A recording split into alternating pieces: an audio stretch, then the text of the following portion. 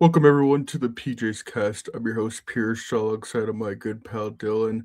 Um, where do you want to start, man? Because it's been rough for the Blackhawks as of recently, and I feel that's a bit of an understatement. I think in these next couple months, if you're a Bears fan like you are, it's going to be more fun to follow them. Even me as a Blue Jays fan, they don't play spring training baseball for another couple of months, and I think that'll be more exciting to follow than me because they might land another big bat and maybe make some other signings.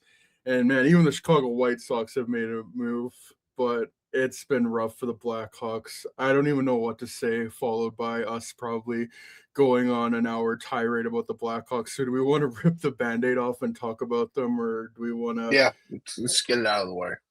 yeah, we can talk about the Bears and all that other stuff after. And there's a bunch of trades that have happened, including maybe the biggest trade of the year. If you think the Quinn Hughes trade is bigger than Mika Rantanen, either way, a blockbuster trade. Yeah, I don't know what to say about the Blackhawks, followed by an hour-long tirade of the Blackhawks. Any hope we had of this team of improving, it's just been any sliver of hope has just been bludgeoned to death and then lit on fire, and then you piss on that just to let the fire out. I was expecting the PO regression to hit hard, but not like this, them sucking and then losing their two best players, their two best young players. To quote Coldplay, nobody said it was easy, but no one ever said it had to be this hard. What are your thoughts? Because I every single year that this rebuild has been going on. They're at the bottom of Mount Everest right now, and they're trying to get all the way back to the top. And they might go up 1,000 feet, but you still got another 25,000 feet to go. And they've made it up like 2,000 feet this year, and then those injuries, boom, avalanche sent you right back to the bottom. So, what have your thoughts? How are you feeling about the Blackhawks right now? Not great to say the Yeah. least. They've blown like 4 3-goal leads, 2-goal leads in the last month. Um, just sloppy play. Don't start on time. Can't finish properly. I think the Ottawa game yesterday summarized it perfectly. Like they just left everyone open in the high slot. Like I swear to God, Bedard went down, the whole team just gave up. Like that's all I've gathered. Like you caught the Leafs on an off night up 2-0 and you blew a lead within 5 minutes. You were up 3-1 against Minnesota. You blew that lead. You were up. They've done it a handful of times this year. It's just it's sloppy hockey all around. And the power play is a fucking mess, especially without Bedard. It's just going to be more of a mess. But it's just not good. It's not good. Your star player gets hurt taking a face off with a second left in the game when he should be the one getting the shot, not the face off. But whatever. What do I know? I'm just the guy that watched Patrick Kane do that exact same shot for 15 years. What the We're fuck just do I a know? bunch You of know, schmoes. Yeah. like, oh my god, just it's misusage of players across the board. Nick Lardis played 7 minutes last night and still got a goal. You're missing your top 2 offensive players and you're putting your guy who got 70 goals in junior in the fucking doghouse. Like that's all on Blashill.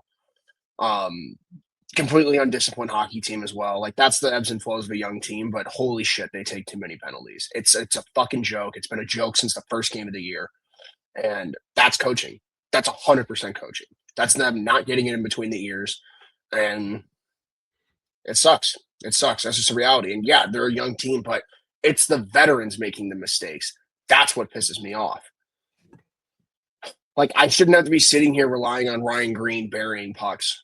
Like that's not his role, and he's the number one center right now.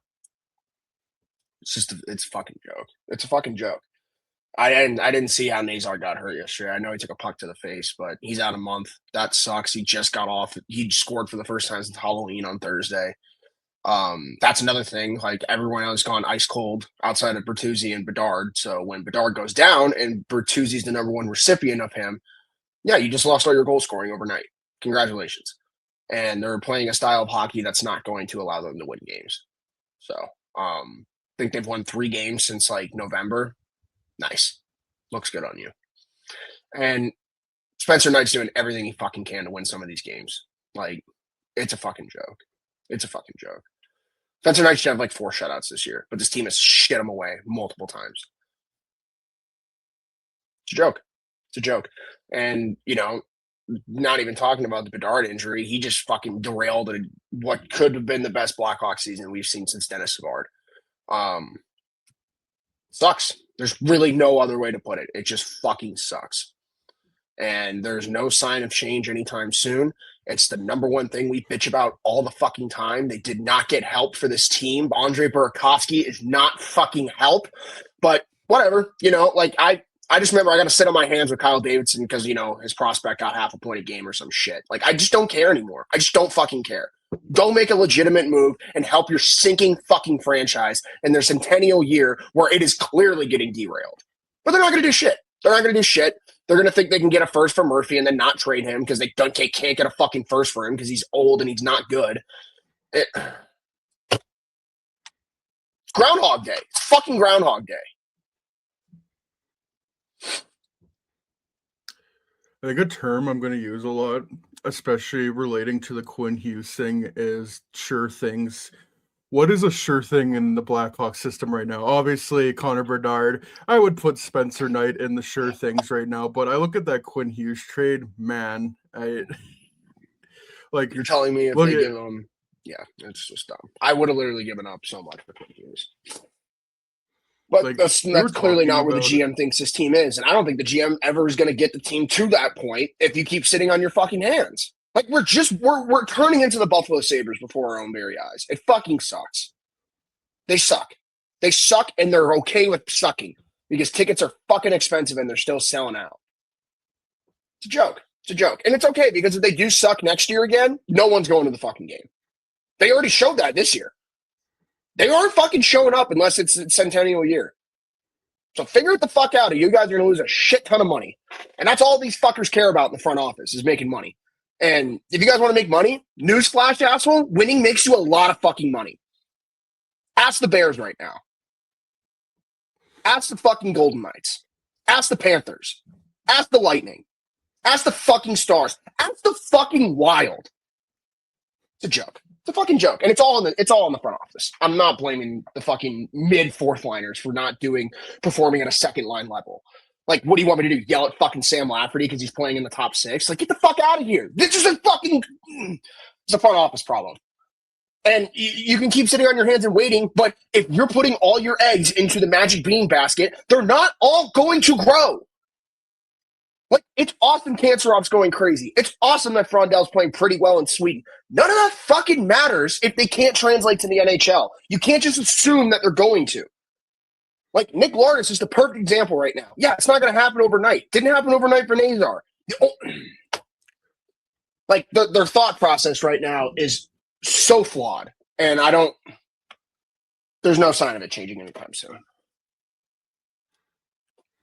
I just think of my Blue Jays because I'd rather talk about them much more now, even though it's the dead of the off season right now. There's not going to be any other action for the next couple of months, but I know they made at least $100 million from that playoff run, and they are investing all the money and turning over every stone they can to win a World Series. You put $500 million in your franchise play. You invest almost another $300 million in pitching. You get the best starting pitcher on the market, and you get one of the best relief pitchers. And yeah, the Blackhawks, it's awesome that they have a great prospect pool, but those don't win you banners. And yeah, Kyle Davidson's got to figure out a way to bridge the gap and help out Connor Bedard and Frank Nazar. Connor Bedard has been so disrespected, whether that is by just casual fans of the NHL calling him a bust. I would even add some Blackhawks fans disrespecting Connor Bedard. Team Canada, I think any chance of Connor Bedard making the Olympic team is gone now, unfortunately. Like, even if the injury, yeah, that's what I mean. Even if the injury isn't that long, I just felt like he was never going to get a chance. Just so blatantly it's all politics. It's all fucking dumb Mm-hmm. politics. Like I mean, it that's goes a whole for other every thing. country that's not Sweden or Finland. Sweden or Finland, they just bring their best talent. But U.S. and Canada, it's fucking politics. So that's awesome. Anyways, sorry, didn't mean to cut you off. Just had to point out Oh that no, the you're Olympic you're system's good. fucking You're retarded. Sorry. truth nuke. Oh. But it just so disrespected, and honestly so disrespected by his own front office. It boggles my mind that the best Kyle Davidson can do is Andre Burakovsky. And I think the two statements can be true is that this regime has done a great job of drafting, and I think there is a bright future, but the problem is there is nothing right now. Um, if like I see Blackhawks fans complaining, and I think, and you brought it up earlier, like winning cures all, like bringing it and it brings in money. It's ultimately the telltale sign for the owners that things are going well. Stop watching the games. Like I promise you, like I'm not saying like just completely stop watching the games, but don't watch every game, man. I promise you this team is going to give you ample opportunity to get embarrassed, and you can watch that. Like it's Christmas break, man. Like enjoy for your sake, for your peace of mind. Just stop, like take a few games off, you know. I mean, we're sickos. Again, we're the 1% of the 1%. We're gonna watch the games, maybe not watch all the games, but we're gonna catch the highlights and we're gonna analyze it. We're gonna agonize over this team sucking. But yeah, like I think ultimately at the end of the day, that's gonna be what might change this team. It seems like right now, Kyle Davidson does have a lot of leash, but I promise if this keeps on happening, if there's not a step this year, fans are gonna stop showing up. And like you said earlier, I think it's kind of showing this year. It feels like they like to start the season, the attendance was a great. It feels like it's been better, but yeah, if there's no Connor Bedard, Frank Nazar, what's the point of watching the games right now? I mean, Nick Lard has coolly scored a goal, but I just think of that. I might reference Family Guy a couple of times this podcast. It's that clip of where Peter tries to set that billboard on fire, but he accidentally sets the children's hospital on fire. And it's like Connor Bedard and Frank Nazar are gone. Nick Lars scores a goal. Oh, there we go. Yay. There we go. Like that's what it's like right now. And at the beginning of the season, like I said, Connor Bedard, Frank Nazar, and Sam Renzel and Spencer Knight, those seem like the guys that are going to lead the charge. First two are injured. Sam Renzel's in Rockford, which is absolutely the right thing. I think he needs that right now, and it's never. And I think Frank Saravalli said at the beginning of the season, this guy's never going to make a trip down to Rockford. Progress isn't always linear. Like it's obviously not like Sam Renzel's fault. The guy is 21 years old, and I think he'll figure it out. We've seen plenty of defensemen go down to Rockford and figure it out. I think of Alex Vlasic, Wyatt Kaiser, and a defenseman who we talked about for a while, Mort Sider on Detroit. There was a while there where, oh, is he going to be that elite defenseman like he did when he won the Calder? He's figuring it out now, and he's 24. I'm not worried about that, but it just, I forgot where I was going to go with my point, but there's like you need sure things. If Quinn Hughes was available, not that I think they're going to make that trade anyways, like if it took Frank Nazar and Sam Renzel and like I don't know one of their first and like another prospect in the system, let's say Lars or Canceroff, do you do that trade? I do. Like maybe that's just me being reactionary right now, but this team needs help. Connor Bedard, your franchise player, needs so much help. You need more play drivers. I mean, it's awesome they got Bertuzzi and Tavo Teravainen, but they're really just complimentary. I would even say passengers to be a bit more cruel. Kyle Davidson has never really made a move where I'm like, oh, he is just straight up trying to help this team win.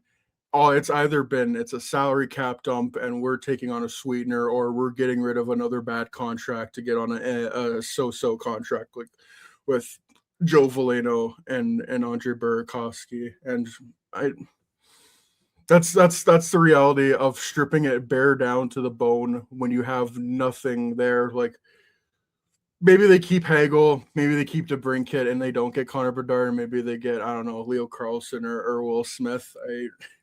I don't know what you would rather have right now, but it's tough. It's bleak. and it might be like there might be a reality in the future where we're looking at, oh, Kyle Davidson did a great job of drafting, but maybe we need someone different to bring this along. But there's so many thoughts just racing through my head right now, and I don't know quite how to get them out. It's frustrating. I mean, it's the same thought process I've had with this management group for the last year and a half. It's just you got gift wrapped at a franchise player, and you're playing with your fucking food. It's a joke. It's a fucking joke. It's just a joke. It's a joke. And it's not like they don't have a million assets to put into this franchise. It's not like they don't have dozens of prospects and picks that they can trade for legitimate NHL players. They're the fucking pulse that can help this team. It's a joke. And there's always people available. I do not want to hear that shit. Fuck, he knows. He was the cock chair in the Rantanen trade. Clown. Fucking clown. Jesus Christ. Like, he better be counting his fucking blessings that there's teams like Vancouver in the NHL. And the Bears are good. Like, he really should be counting his fucking blessings because this team should be getting ripped apart right now, and they're not. It's a fucking joke. It's a fucking joke, and it's the same fucking problems we've been talking about for 3 years. Oh, wow, lack of depth scoring. So when the two players of the Pulse go down, you can't score. I would have never foreseen this. It's a joke. It's a joke. They should just be fucking grateful that they got Spencer Knight somehow in the Seth Jones trade. Because they should be worse. They should be so much worse. Fucking terrible. Fucking terrible. And like, Also, your franchise player is still top 10 in league scoring. That's how fucking good he was this year. And you couldn't get him help. I had to watch this with Taves and Kane in their prime. I'm not watching this again. Fucking, they had their best seasons ever, and Bowman fucking mishandled that franchise so bad that they couldn't even make the playoffs when Kane had 110 points and Taves had 35 fucking goals. We're going to see that with Bedard a lot, I got a feeling. We're going to know how Oilers fans felt when McDavid put up like 117 and they couldn't even sniff the fucking playoffs. It's a fucking joke, and that's all on management. All on management. But no, keep sitting on your hands, keep getting multiple first-round picks and, you know, picking your favorite guy that's going to do great in college and then it's going to take a long time to translate into the league. Like, just keep having your one day of the year where you do the right thing, which is draft day, which in reality shouldn't even be the best day of the year. That just tells you how bad you fucking are, that the best day of the year as a Blackhawks fan is the fucking draft night. That's not how being a sports fan should be, ever. It's a joke. It's a joke. Like, they're so lucky they're not in the Canadian market. They'd get ripped apart if they were. Like, imagine if this was fucking Ottawa doing this shit, or Montreal, or Toronto, or look at Vancouver right now. My point, though, like, hockey's not the priority in this market. You are so fucking lucky it's not the priority. If this was a hockey prioritized market, holy shit, like, Kyle Davidson would have already been fired. Plain and simple. And yeah, you're right. Maybe he's the Dale Talon of this team and he puts the team together and gets fucking fired and then someone comes in and they win cups. Guess what? I really don't give a shit because he'll have his firing warranted by the on-ice performance and the lack of adding to the on-ice performance. I don't care how many fucking magic beans you bought. Like, this is 5 years of them just fucking dicking around at the bottom of the standings intentionally. And God bless the beat writers for the Hawks. Like, I know they have to write what the team gives them and shit, but like trying to tell us that this team was going to make legitimate strides this year, get the fuck out of here. Like, so stupid. You can't put a bow on a piece of shit and tell me it's not a piece of shit. You know what I mean? burger and the cake, whatever analogy you want to use. I don't mean to get mad about this team because obviously at the end of the day, like them being bad, they're going to get like an Ivar Stenberg. They'll probably get a top 15 pick from Florida, or Florida will fucking win 30 games in the second half of the year when Kachuk comes back. Like, I really don't give a shit at this point. Like, there's going to be good forwards in the draft. I really don't fucking care, if I'm being honest. Like, cool. We get Gavin McKenna. Cool, we get Ivar Stenberg. Cool, we get Tynan Lawrence. Cool, we get fucking Matthias Preston or some shit. They might get another defenseman, and oh no, teams don't want no defenseman. I think Keith Baroff could be the number one defenseman on this fucking hockey team if they got in him. That's not the point, though. It's fucking stupid. It's fucking stupid. Like,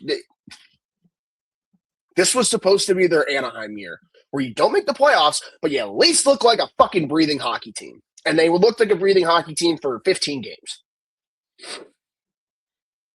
And that's with Spencer Knight being Vezina caliber. That's with Connor Bedard being a Hart Trophy finalist if he's healthy. They got such a long way to go. And if the GM doesn't wake up and see that soon enough, it'd be too late. Just be too late.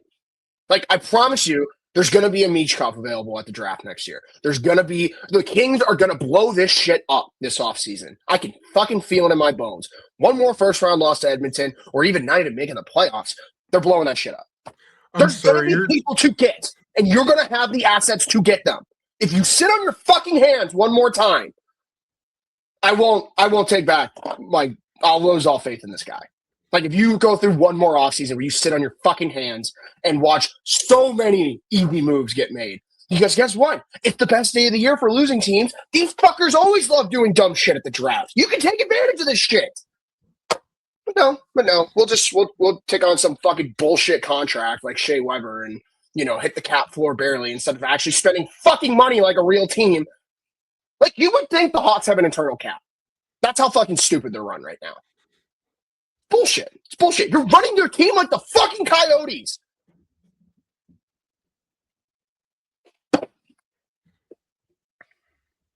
I'm sorry. That's all I gotta say. You're running your team like the fucking Coyotes at this point.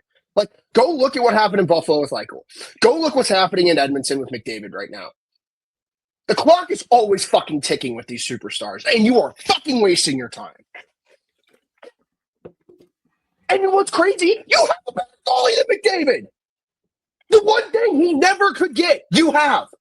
I would say, but you don't have the fucking goose to his Maverick, which is all we wanted this offseason. Oh, they almost did this. Oh, they almost did that. Oh, they almost traded to get Demidov. Oh, they almost signed Jake Gensel. If I hear one more fucking almost this offseason, I'm going to start taking away journalism credentials. Like, honestly. Don't report it. Don't fucking report it. Fucking joke. Yeah, and again, it kind of just loops back at, like, we'll talk about the Quinn Hughes trade, and there's also a couple other trades, not that they're on the level, but the whole thing of there's never stars available. Yeah, it's not like they're available every day, but to pretend like it's Haley's common in the NHL that, stars never hit the market. How come it's only the same three teams that get the stars, Vegas, Florida, and Tampa Bay, and I would throw Colorado in there too. Minnesota, a team who has been mired in mediocrity for seemingly their whole history, was able to pull the trigger on Quinn Hughes. Like,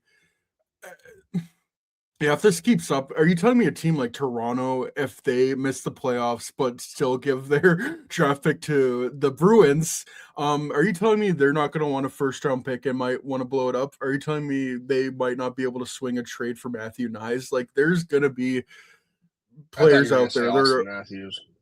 I mean, shoot, yeah. I trade every pick, every prospect, anyone not named Connor Bedard for Austin Matthews. I'm trading everyone. Yeah. Like, this is the thing. Like, you need to have this mindset with this team. Like, how many times do we say, you can draft all these players. They can all be great. They can all lead the league in goal scoring like they always do. There's only 12 forward spots. There's only 6 defenseman spots. There's only 2 goalies. You got to move some of these fuckers while they still have value. That's why I kept screaming with Lardis. That's the guy I would have moved, because the second you see what he is in the NHL, his stock's going to plummet. Because unfortunately, Lardis is what he is. He's going to be a middle 6 goal scorer. And that's fine. You need those. But there was a time where you probably could have traded him like a blue chip prospect. And that's what sucks. And what's crazy is they've been doing this since the last regime. Eric Gustafson could have got you 2 firsts in 2018. What do they do? Keep him and then flip him for a third. Lucas Reichel. Dude. Yep. We go back to 2021. They should have just gone all in, man. Remember the Seth Jones trade where they're like, dude, we're not going to trade for Eichel. Oh, it was going to cost Doc. Gives a shit. Like, you could have, like, I remember them being like, Kershaw and Reichel are untouchable. Like, that's so funny to think about now. You should have just traded all those guys and just gone all in and got Jack Eichel and Seth Jones. Like, that would have been better than the alternative. But I genuinely think teams need to look at how teams are winning now. They're not winning because they keep all their fucking guys. Like, this is a new league we're in. This isn't your dad's NHL where everyone's loyal and everyone sticks around. These motherfuckers, it's a fucking arms race at the top. Like, Colorado flipped their entire goaltending and traded their second best star last year just to fucking change it up, and look at them now. Like, obviously, there's other sides where this doesn't work. Look at the Canucks and the Rangers, but it's a league where you shouldn't be complacent, and they're the most complacent team. It sucks. Like, you look at Boston, they have no one. They have no one on paper. They'll skate you out of the fucking building every night.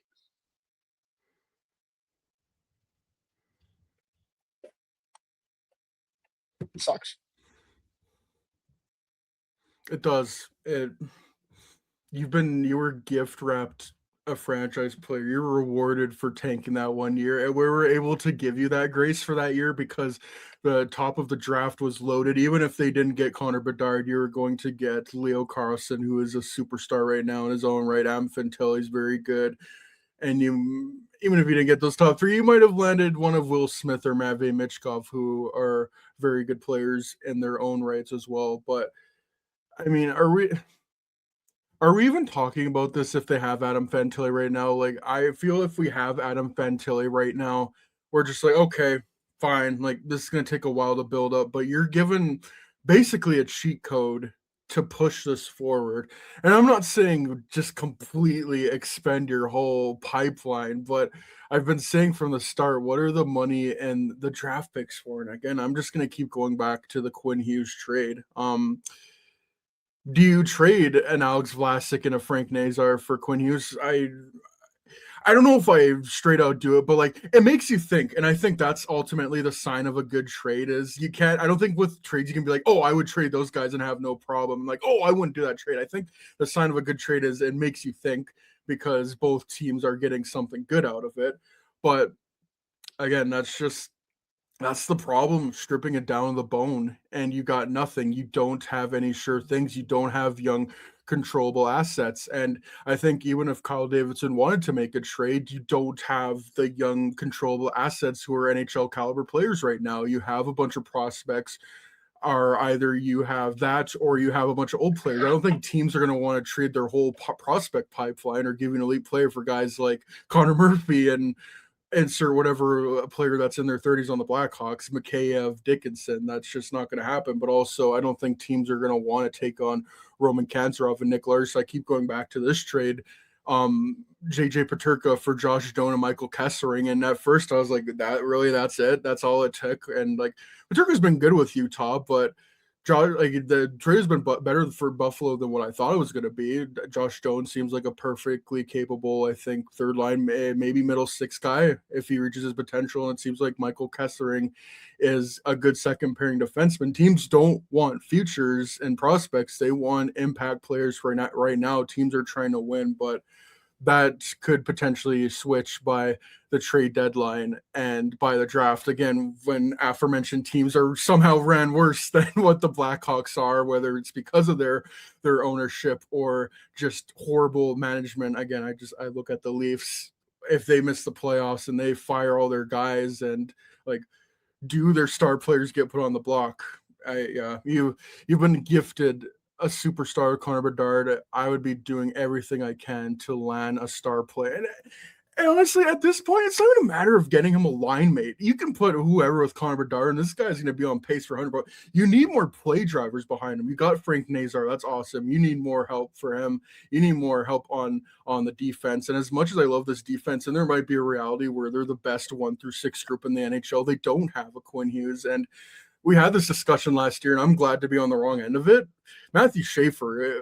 Imagine if they had Matthew Schaefer right now. Like, that would help a lot, yada, yada. I mean, I love Anton Frendel. I think he's going to be great. But again, he's still in Sweden right now. That's all he is. You don't get brownie points for having a good prospect pool. I mean, you can if you're able to parlay that into good players, but that doesn't win you championships. You said, look at Florida. Who are the players that they drafted and have kept the entire time? I think it's Barkov, Ekblad, and Lundell. That's all I can think of. Samoskevich, I guess, but out of their core players that helped them win the cup. Vegas Golden Knights, who have they drafted and kept? They've basically traded everyone. They've traded everyone into star players or impact players, which is how it should be done. Colorado, like McKinnon, Makar. Rantanen, and Makar. Who else? They traded everyone else to try and get good players. I guess Tampa Bay is the last example. They did a lot of drafting, but even then, they knew like when to like first round pick for Blake Coleman and Barclay Goodrow. Like, yeah, I don't know if I make that trade, but that's like there's also a point where your prospects, their value starts to depreciate, and you need to figure out when to pull the trigger on those prospects. Again, just going back to the earlier Blackhawks and why it's good to have a lot of prospects, but at the end of the day, they're not all going to pan out. Lucas Reichel, Philip Kershaw had one good year because he was playing next to Connor Bedard. Like that's a guy you could have traded a year or two before that and maybe got someone else. I don't know, but yeah, I would just wish my GM was a little more aggressive with a franchise player. I might like if Bedard keeps on this trajectory, he might be that generational player that we all thought he could be. Yeah, I don't know. I just feel like we see it in every sport. We see it in every league. We see it in every thing. Everyone loves their own guys to a fault. The teams that don't usually win. That's all I'll say. And like, yeah, that wasn't the case 10 years ago. It's not 10 years ago. It's 2025. The cap's rising insanely, and it's a fucking arms race in your division, and you want to be complacent. Like, cool, Utah's being complacent. Look what that got them. Right in the same spot they've always been, which is outside looking in. You're just in a bad spot. And like we talked about it for years, it doesn't matter if you have that generational player. Every team in the Central has an elite goalie, except for St. Louis. They fucking suck. And you still couldn't beat them. Yeah. Yeah, and I don't think they're in the worst position. There's worse teams. No, like I said, the like you NHL would think right they're now. the worst. Like they are the worst team in the league technically right now, but they're Yeah. still not the worst situation. Like you have a star center and a star goalie and a fuck ton of magic beans to play with. Like the Canucks have nothing. The Leafs don't have their first round pick for the next 2 years. Like it could be so much worse, but at the same time, you shouldn't be this bad. And we always say it's not like we're asking you to be a fucking playoff team. Just not dead fucking last in the league. 30 wins, man. 30 wins. That's all I personally have been wins. asking. That's a pipe dream now. Fuck that. Yeah. I think they're barely on pace to get 30 wins as it is right now. But yeah, if they keep at this pace, they're probably going to be closer to what they were last year. Like you need if you want that to be somewhat closer to reality, you need Bedard and Nazar barely back. on pace for 30 wins. That's crazy. I just did the math. 30.4. And again, you know what's crazy? Like if they just knew how to play in fucking overtime, they'd probably be where they need to be. That's another thing. They fucking suck in 3-on-3. Like, and I get it. We got spoiled with Taves and Kane. Like Taves and Kane were so good at 3-on-3. They were so good in the fucking shootout. We got spoiled for a decade. I can wholeheartedly admit that. But holy fucking shit, guys. It's 3-on-3. Like, I play this shit on the fucking video game. It's man-to-man defense. Cover your fucking man. Holy fucking shit. Like, it blows my mind that people are wide open in 3-on-3. Because you're fucking puck watching. Like, the only person who can puck watch is Bedard. The rest of you fuckers stay on your man. Whatever. This sucks. And it was the same thing last year too. I think they lost 11 games in overtime. Again, if you just win half of them, like half, even 3 or 4 more, things are looking a lot better. Yeah, they 5 points out of a playoff spot. Not saying that's the goal, but it's just like it shows the parity in the league. Like everyone's sitting at like 35 points right now, so they're right where you are. Yeah, but with the way that the next month's gonna go, you're gonna pick up some ground real quick. So. Oh, they could fall. There's still room to fall down the mountain. And at this point, like if you rush Connor Bedard back from a separated shoulder, I'm gonna fucking smack you upside the head. Same with Nazar, man. Yeah. I'm gonna fucking smack. Well, Nazar's different. He took a puck to the face. He'll put on a fishbowl in a month and he'll be fine. But like Bedard is rehabbing a separated shoulder. If you rush this fucking kid back and he gets hurt again, I'm calling for the entire staff's head if that happens. Like the article came out, they're not basing this off of a doctor analysis. They're basing this off of when Bedard feels ready. Fuck that. I want every doctor I'm to clear this sorry. kid before he No. steps on the ice. No. I'm not like I love Bedard to death, but he's a fucking psychopath. He's gonna come back at like 40%. Dude, they all are, man. Of course, if you're gonna give them if you're gonna put the option in their hand, of course they're gonna go out. It's like going to your pitcher on the mound and being like, "Do you still got I still got another it. I still batter got in it." you?" And dead center. Yeah, yeah. Of course they're gonna say, "Yes, I've got it." They're athletes. That's how they get to this point. You need to be a psychopath like that. You need an adult in the room to say, "No, you're only going back on the ice if you're feeling 110%." So yeah. Connor Bedard, you're never going to keep him away from the rink.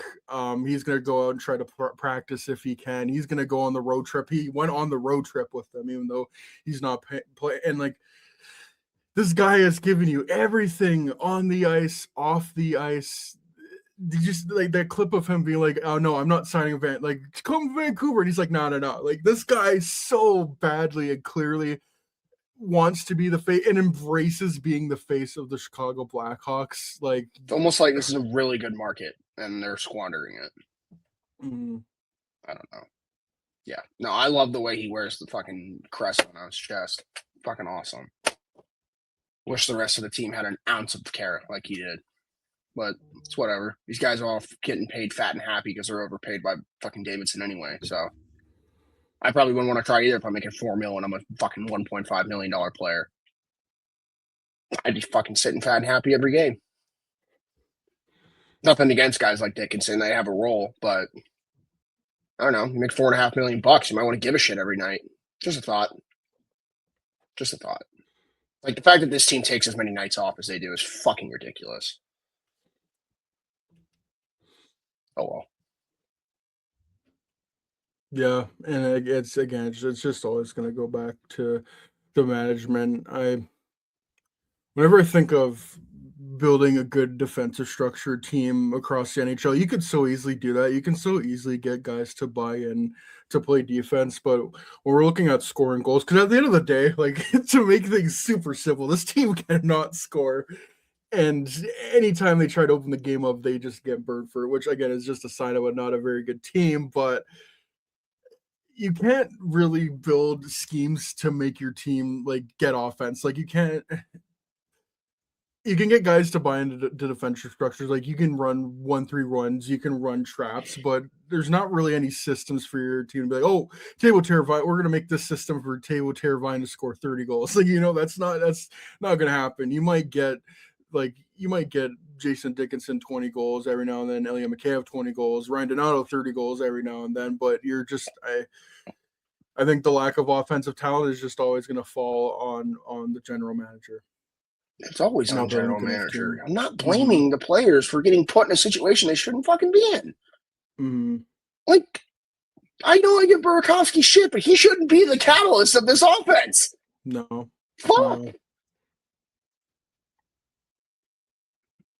Like, I know they have a good scouting department.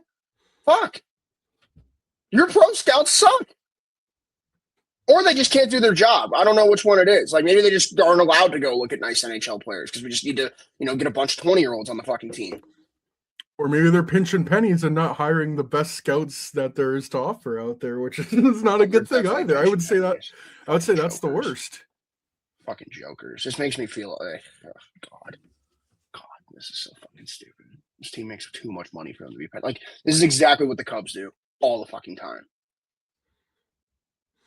Oh, yeah, we're like the sixth highest revenue team in the league, but we're not spending to the ceiling. Fuck you guys. We're not even going to buy players. We got all the money in the world. We got billions of dollars. We're not going to use them. Yeah, you should be flexing your financial might, and if this is what they're doing, yeah, like, and if this is what they're doing right, this is the reality. Rocky wouldn't let this team get to where they were. Too bad Rocky fucking ruined his image on the way out, but it's true. I mean, the guy fucking wanted to see the team win more than anything, and that's the only guy that's run this team in the last 50 years that's wanted that, and it showed.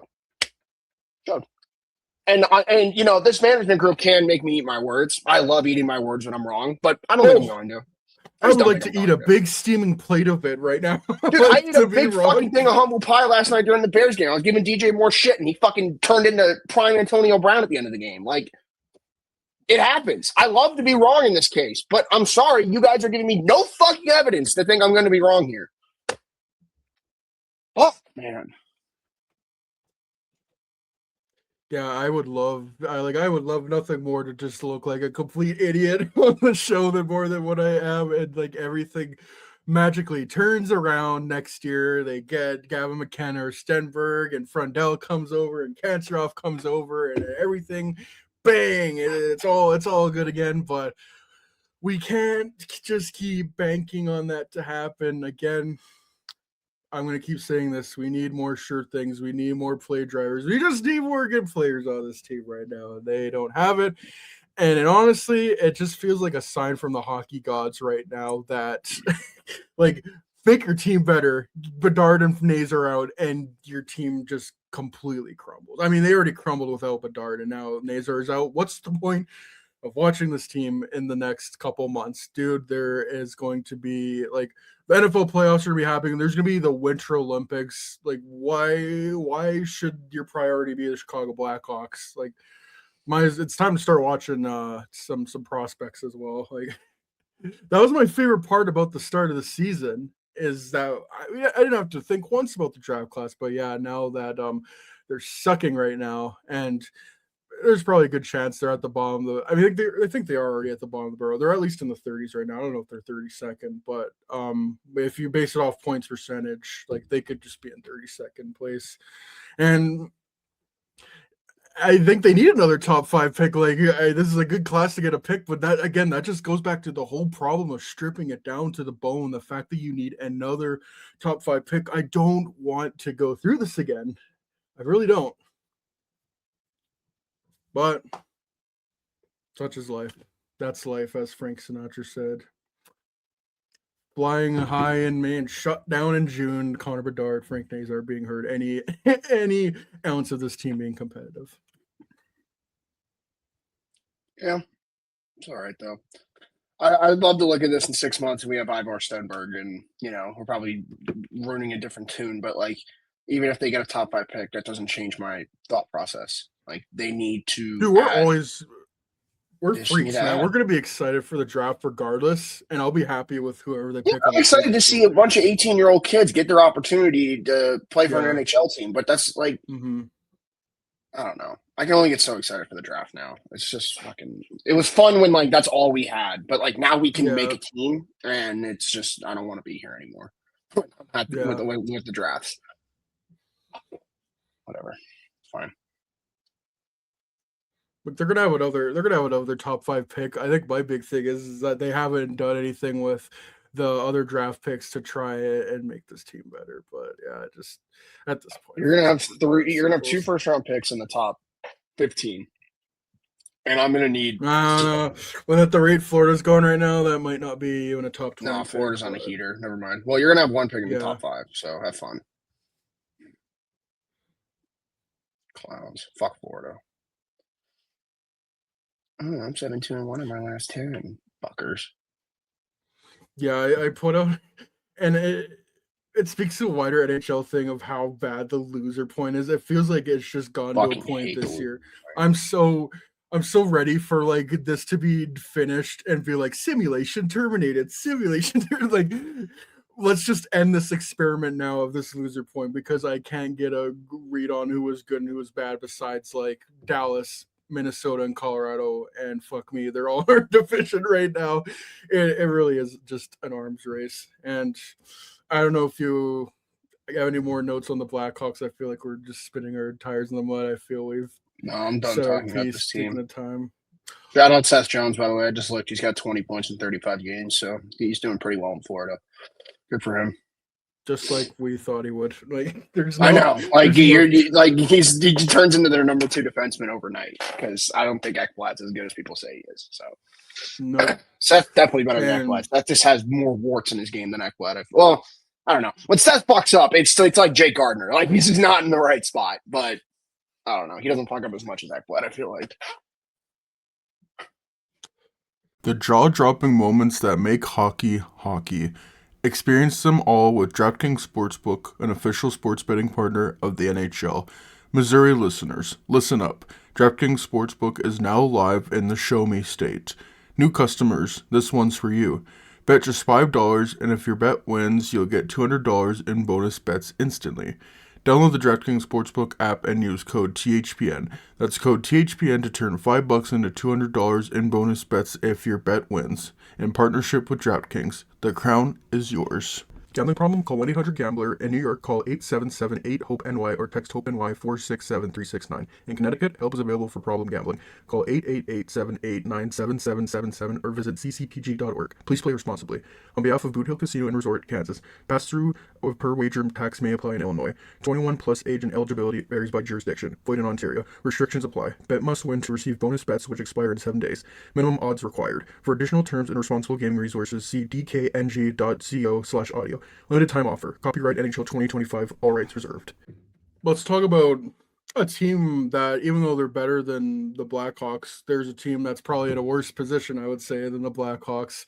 And I've brought this trade up because you just talked about Seth Jones. When we talked about that trade happening, I think the perception on Seth Jones was so messed up from previous years that we either viewed him as the 2017-18 defenseman, where I think he finished fourth in Norris voting, or we looked at him in the 2020 bubble where he played 65 minutes in a 5 overtime game, or either you look at the 2021 version of Seth Jones of where he just stunk in a shortened season on a horrible Columbus team.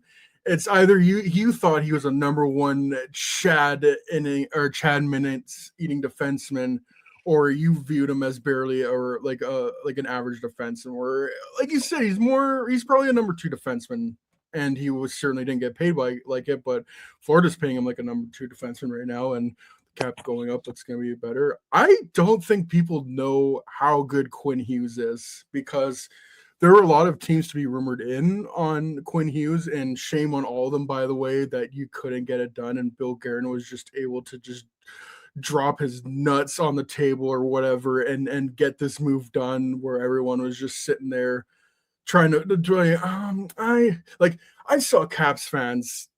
I would give up Ryan Leonard for Quinn Hughes, no questions asked. Ryan Leonard might be, and again, this is going to tie into the Blackhawks so much. I love Frank Nazar. If I got a chance to get him for Quinn Hughes, I think I would do that. And that's the same thing I would view it as a Caps fan with Ryan Leonard.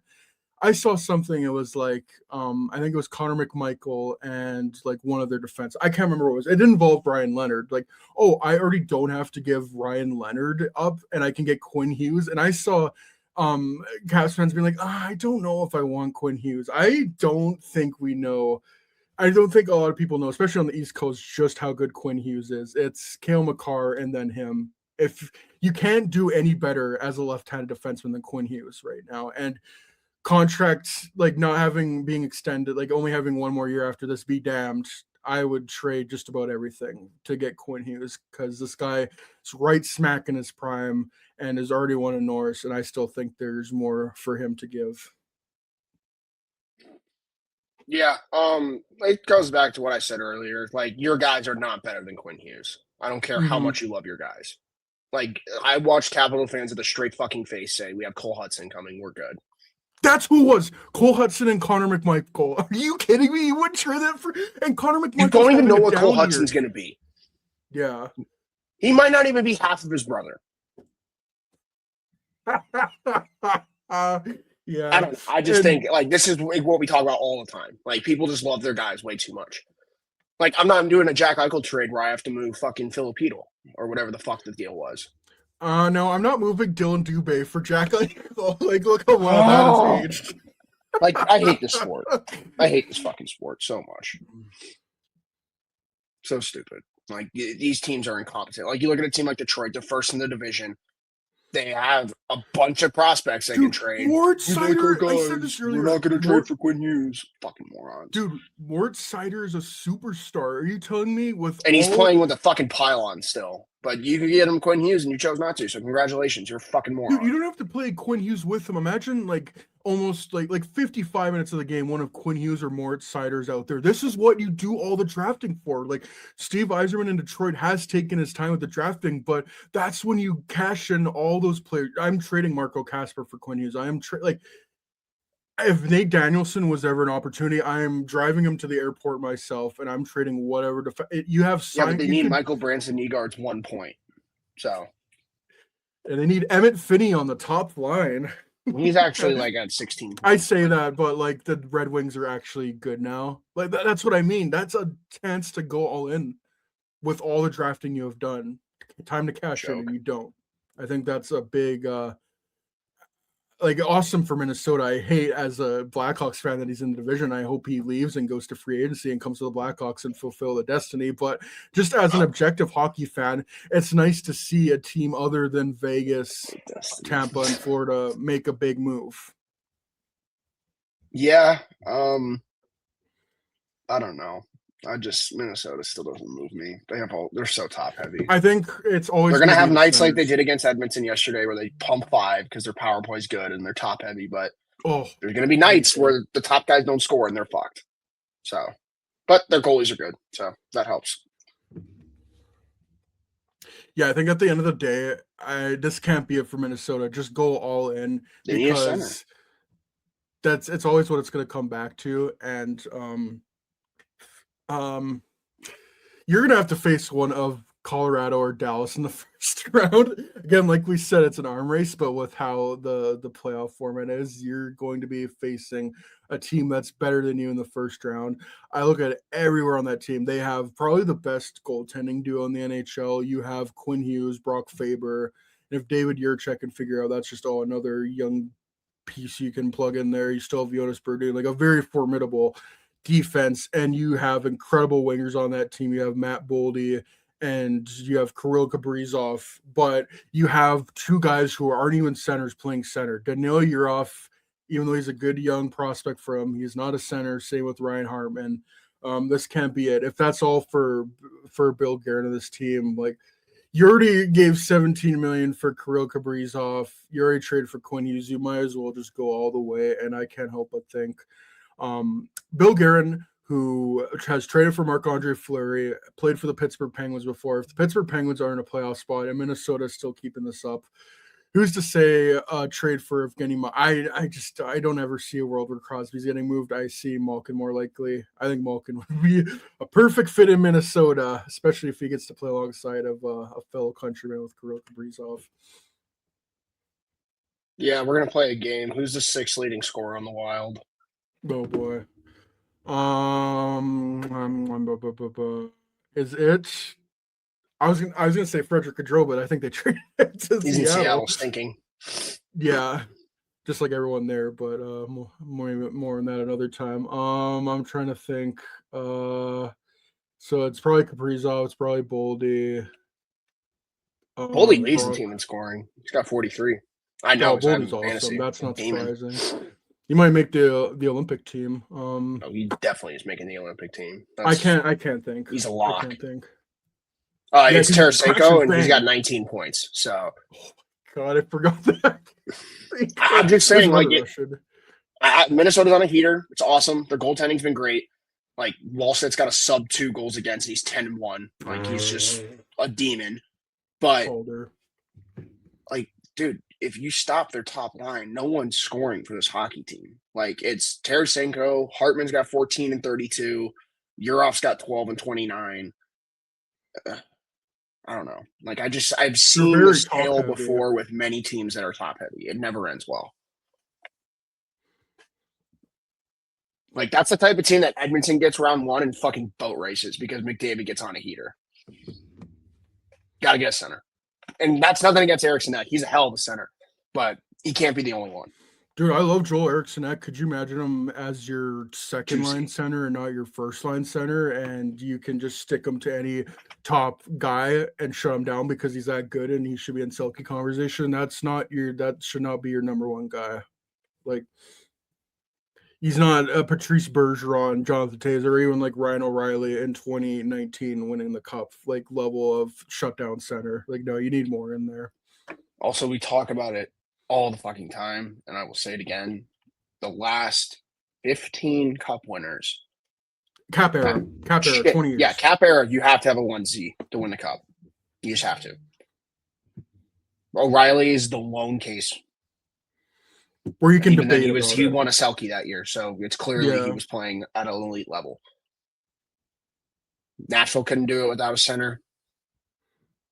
I'm just saying, like it's the reality of the league. You either need a number one center, or you need a number one defenseman. They have the number one defenseman, which is good. I don't know. Like, when was the last time a team won a cup when their best player was a winger? The Lightning, maybe.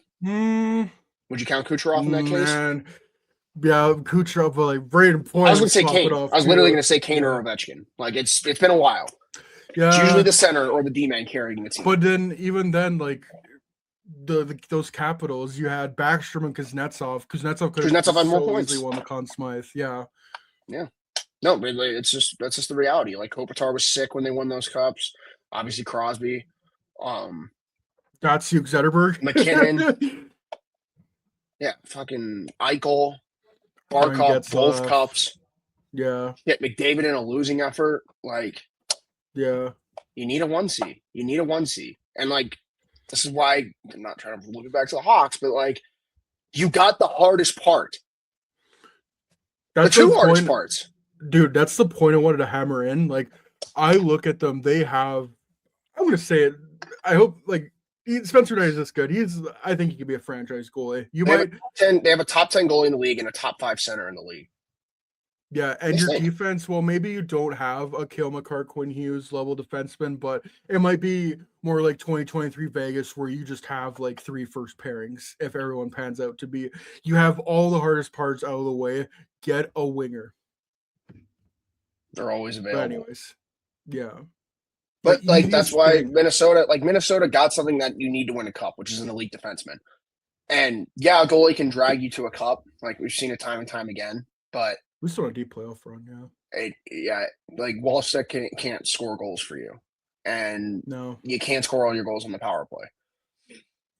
Especially when they swallow those whistles in the playoffs. Yeah, like I don't know, like it's just like I know this is a great trade for Minnesota, but like let's say they play Dallas round 1. Like they're getting by Dallas round 1. They don't have the depth, and Dallas doesn't even have the depth they used to have. But they got more depth than Minnesota. Like, you're telling me Rope Hintz is going to go up against Ryan Hartman in the dot on the third line? You're fucked. You're fucked. I don't know. I'm such a firm believer that you need centers, like legit centers, to win a Stanley Cup. And Joel Eriksson is that. I just don't think he's a 1C. And that's what rises. The perfect 2C. He is the perfect 2C. And you need to find now, like, if they had him and like a Bo Horvat, I think they'd be in cup contention. If you have 2 really good 2Cs, I think that makes a difference. But like you said, like I'm not saying Backstrom and Kuznetsov are 2Cs, but like when you got 2 guys, it helps a shit ton. Like fuck, Pittsburgh had 3 when they were winning cups with Bonino. Yeah. The Lightning with Cirelli. Cirelli was on their third fucking line when they were winning cups. I don't know.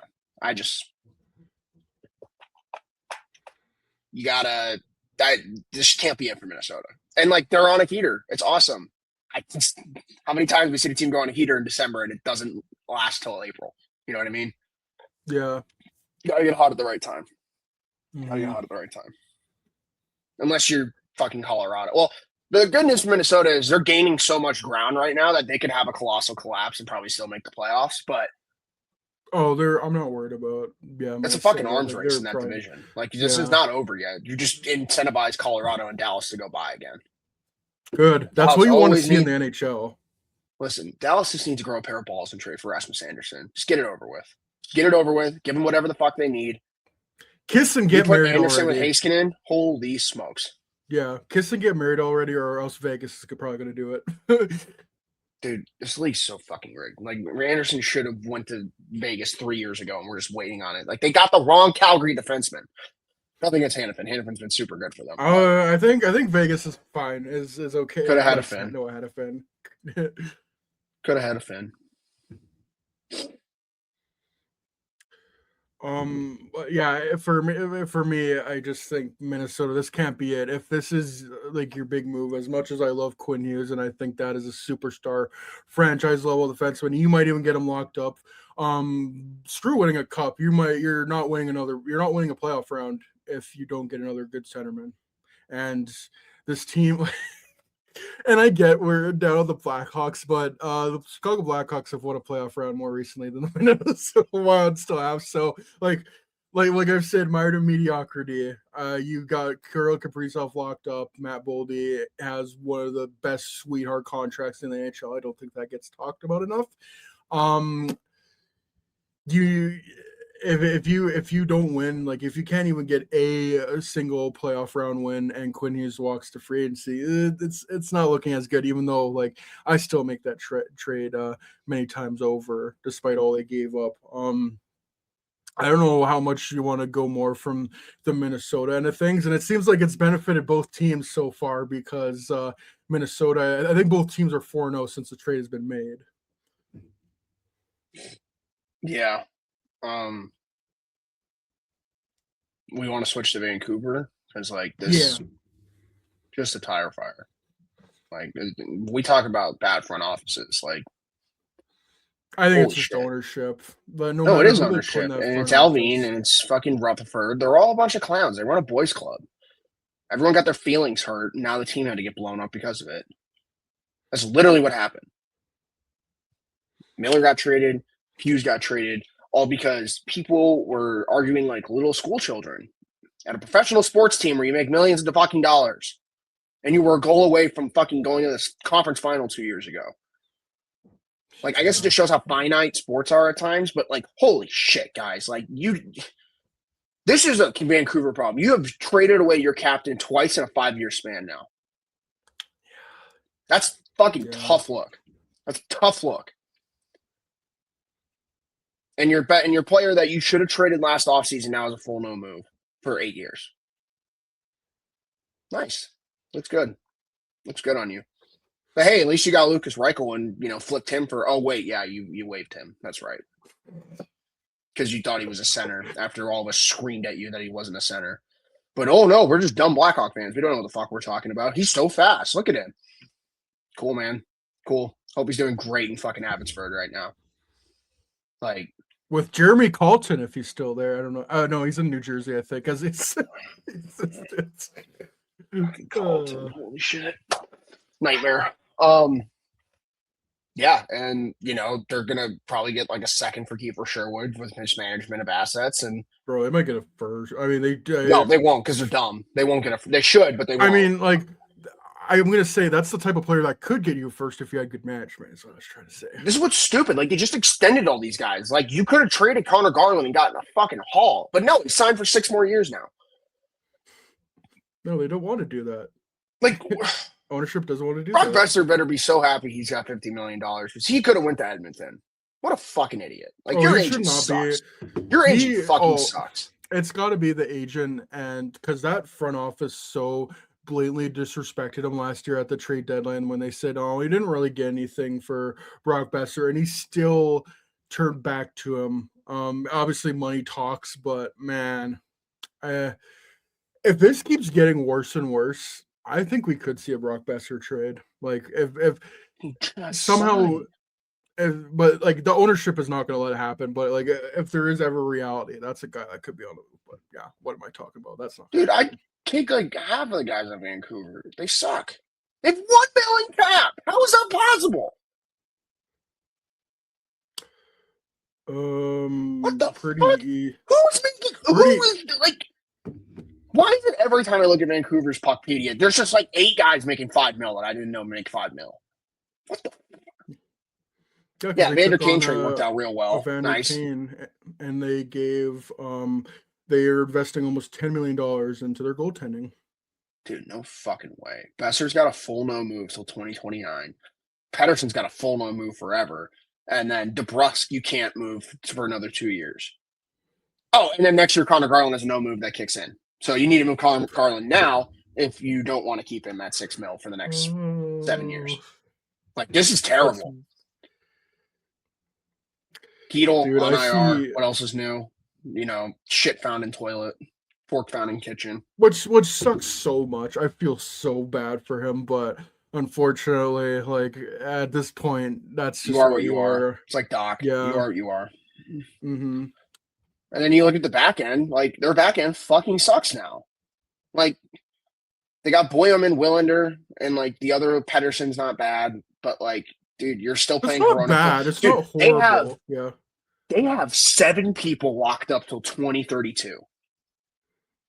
A That's whole lot of fucking mid crazy. too. A whole lot of mid. Dude, Lankinen's locked up till 2030, making 4.5. That's crazy, dude. And the Demko extension hasn't even kicked in yet. Like they're not getting cap space anytime soon.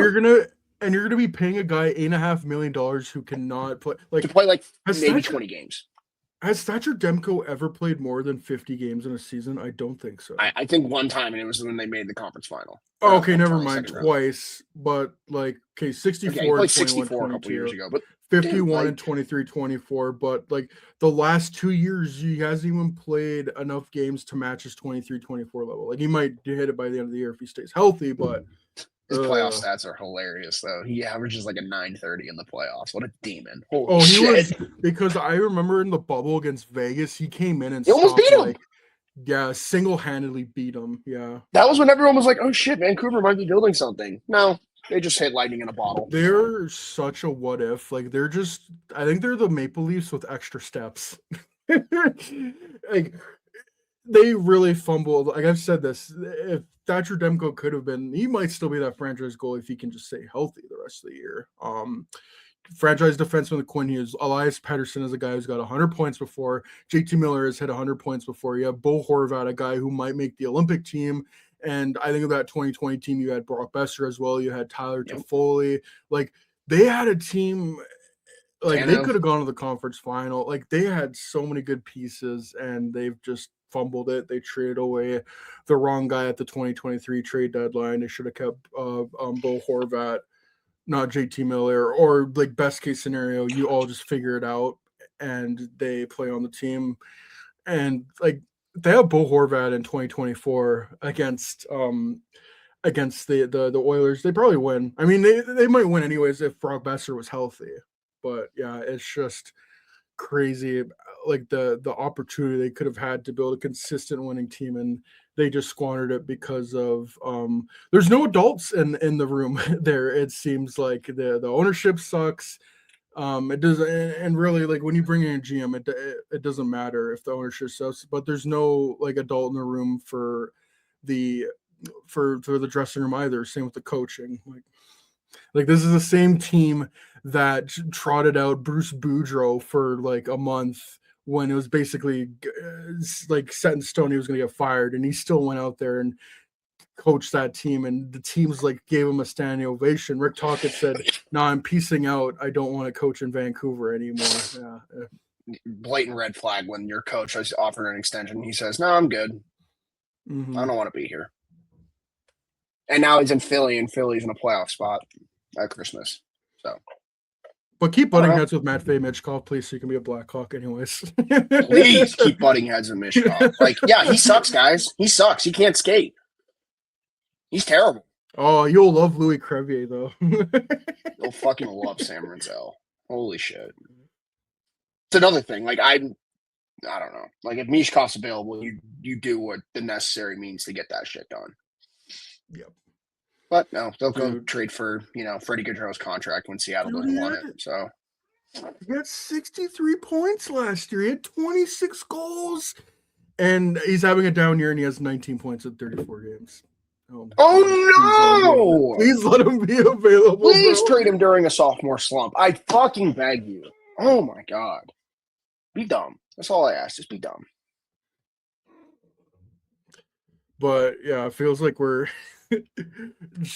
we got to just be tired of how bad, like, not even bad. They're just mid. And, again, if you keep all these contracts, you're eventually going to turn to be bad. The problem is they're not mid this year. They're really bad this year. Yeah. They might get a top 5 pick this year. No, they'll get like 7th and go overpick someone. We already know how this goes. They'll take Belfits because he's big at like 4. Yeah. over Stenberg and McKenna if they fall. Anyways, like I don't know. Like I think they did as good as they could for Quinn Hughes. Like it was clear that he was not going to resign there.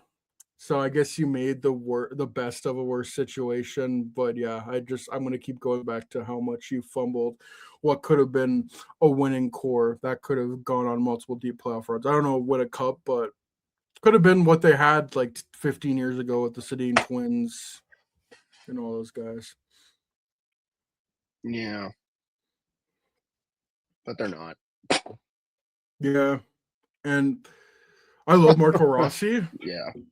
I'm still kind of surprised like teams don't view him that highly clearly. Well, the Canucks do. Well, actually no, I should say the Canucks don't because they had a chance to trade Atu Ratu for Marco Rossi and they didn't make that trade. Like what are we that was a thing. The infatuation with Atu Ratu just because you traded him for Bo Horvat to get him to work is fucking crazy. Like they just want to be right with this player so much. Like Stockholm syndrome. Fucking crazy. And I think that's what separates like these kind of teams with the greatest teams. We've said teams overrate their guys. I feel a lot of the times these kind of teams are like, oh, I'm going to keep this guy and prove you wrong. Whereas the best teams are like, oh, I have a chance to get better. I'm going to do that. I don't care if I look dumb or if I look dumb in the moment. I'm going to do what I think is best for my team. And I'm turn over every stone to win. We're like, nope, we're keeping this guy. We're going to sit on our hands and do nothing because I like him. Terrible. And like I love Marco Rossi. Like he's definitely not the 1C that I thought he could have been at one point, but obviously there's this team. No, and there are factors that I mean the guy almost died because of COVID, and he's still been able to bounce back and be a guy who has hit 60 points. And I think that was the craziest thing when I saw that report that Atu Ratu has never hit 60 points at the AHL level. Marco Rossi has hit 60 points at the NHL level. I think Rossi's only like 2 years older than Atu Ratu. And Vancouver's like, no, I'd rather give Atu Ratu a chance.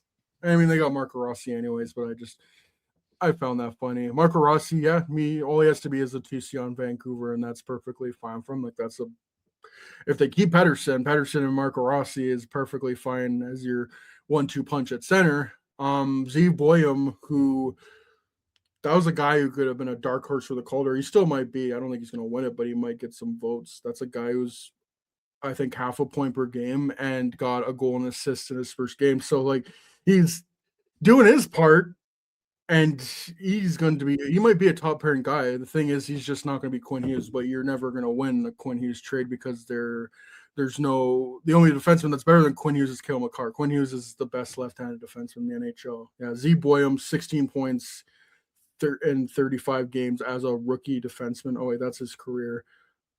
Or no, that's this season. Sorry, yeah, he's only played this season. I was like, didn't he play last year? No, because I was looking at the thing and I saw two separate things. It's like, oh, it's just the two different teams he's been playing. I'm like, no, it's not two separate seasons, but yeah, like 16 points in 35 games as a 20-year-old defenseman. That's incredible, really. You might get your 2C, you might get your top pairing defenseman, Liam Ogren. I think I saw he scored a shootout winner. I don't know if he's going to be anything special. It kind of just feels like the Habs throwing in. I think it was Emil Hyman for Noah Dobson. Maybe that's just like a third line guy. Emil Hyman's pretty good though. Yeah, maybe like that's what you would want out of Liam Ogren. I don't think he's going to be anything special, but if he is a third line guy who can chip in every now and then, like there you got three pieces there, and then obviously 2026 first. I don't think you're like that's not going to be probably not even be a top 20 pick. It's magic beans, but yeah, it's the reality is you probably made the best of a bad situation, but I think the bad situation is just going to overshadow that you could not keep Quinn Hughes and that he clearly did not want to sign with that team. Yeah, just mismanagement of assets. It's your best player since the Sedins, and we ran him out of town. Yeah, And like you and said earlier, like I know we're talking about Vancouver, but like every team that just couldn't pony up for this, you suck. shake your head. Shake your head. Like, New Jersey, I promise you, like Detroit. I look at New Jersey. Like you're not trading Nemec and Mercer for him. Get the fuck out of here. Like Again, oh my I God. drive them to the airport and like, yeah, Yeah, Detroit, like all those teams, just shaking my head at you, like a disappointed father. Holy shit, pony up, like pony up the assets, and this is why I just like this. I'm gonna bring it right back to the Hawks. It's my favorite thing to do. Like the players are this there, podcast you is. have the pieces. Every time a big player is available, like this is the one thing I'm never gonna do again. And people love to do this when like a big player comes available. Their top prospect's not getting traded. Don't care how good the fucking player is. Jack Eichel didn't get the Vegas top prospect. Quinn Hughes didn't get Minnesota's top prospect. They would have gotten Wallstedt if that was the case. Yeah. The best players do not get the best returns because at the end of the day, there's always politicking going on. So use your fucking assets and go get someone. Because there's going to be some dumbass out there that's like, oh, like you were 3 years ago that says, oh man, I love these Magic Beans. We need 3 first-round picks. And that's okay. That's okay. Teams need to be in that spot sometimes. You don't need to be in that spot anymore. Whatever. Vancouver does need to be in that spot, though. And the top 5 pick would do them well. Do them very well. It was interesting to see the wording because they did see rebuild, and I think that's like that's a no-no for that ownership. But man, if that team needs a rebuild so bad, like you need to, if it's not going to happen, but if there is a reality for you to just get out from all those bad contracts you have signed, you got to do it, man. Are you telling me right now a team would want a Jake DeBrusk teams are going to trade for Evander Kane? Well, I don't know about that term, but yeah, Blackhawks could use a Jake DeBrusk right now. That's for sure. Could use a lot of things, but mainly wingers.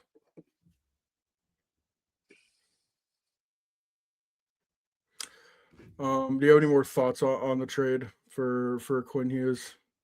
No, good on the Wild. Vancouver, you suck. The rest of the teams, you suck more. Yeah, that's what I take away from this is I'm like, yeah, like what could have been like so many teams with a missed opportunity. New Jersey, I'm trading Simon Nemec plus no questions asked. It's not like they have 7 NHL defensemen and Seamus Casey came and cracked the lineup. Yeah, whatever. And Detroit again, just there's so much depth. Like they could have traded. No, but trust Stevie Y. Yeah, trust the Yzer plan.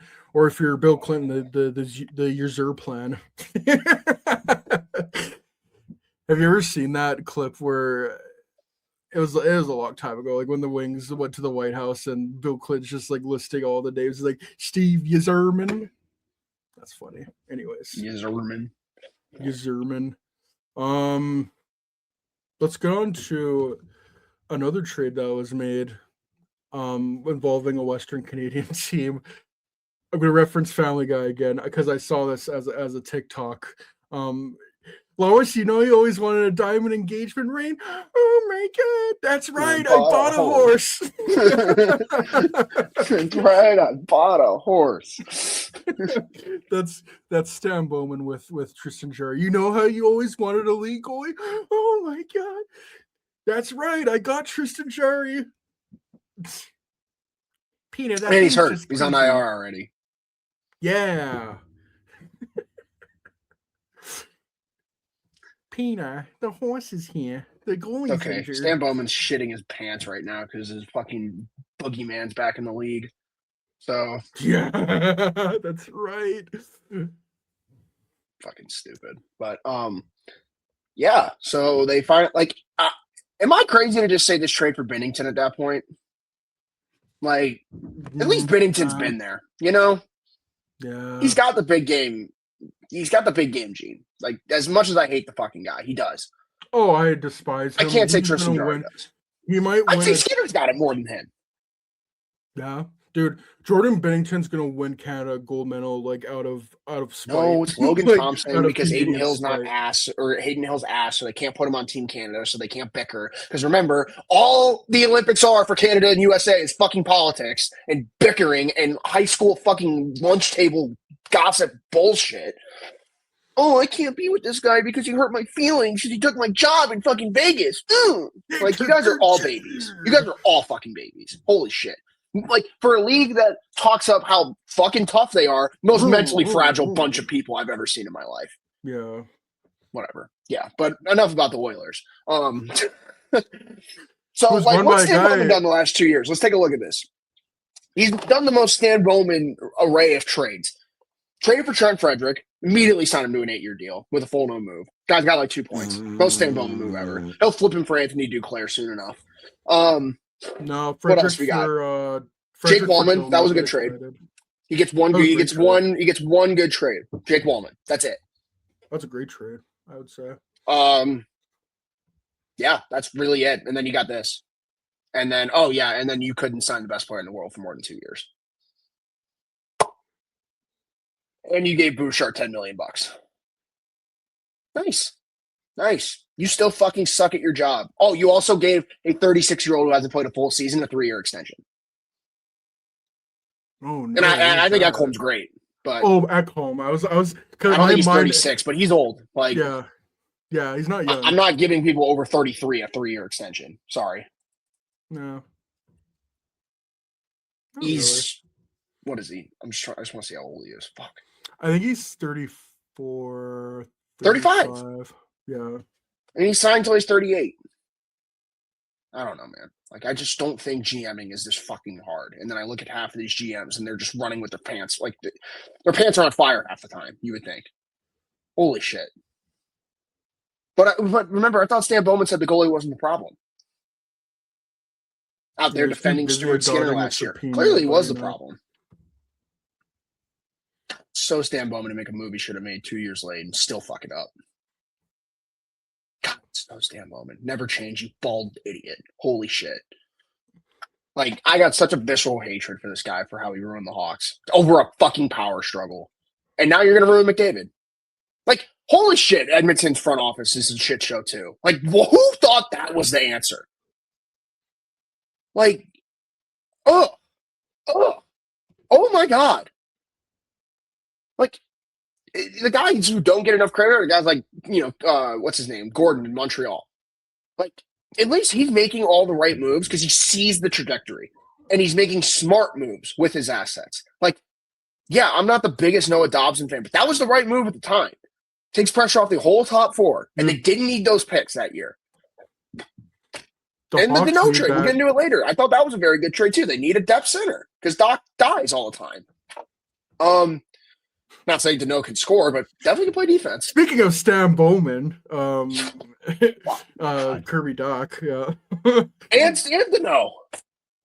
Yeah. Fuck, both of them. You would think of that. Yeah. This guy sucks. Like, how was he in the league?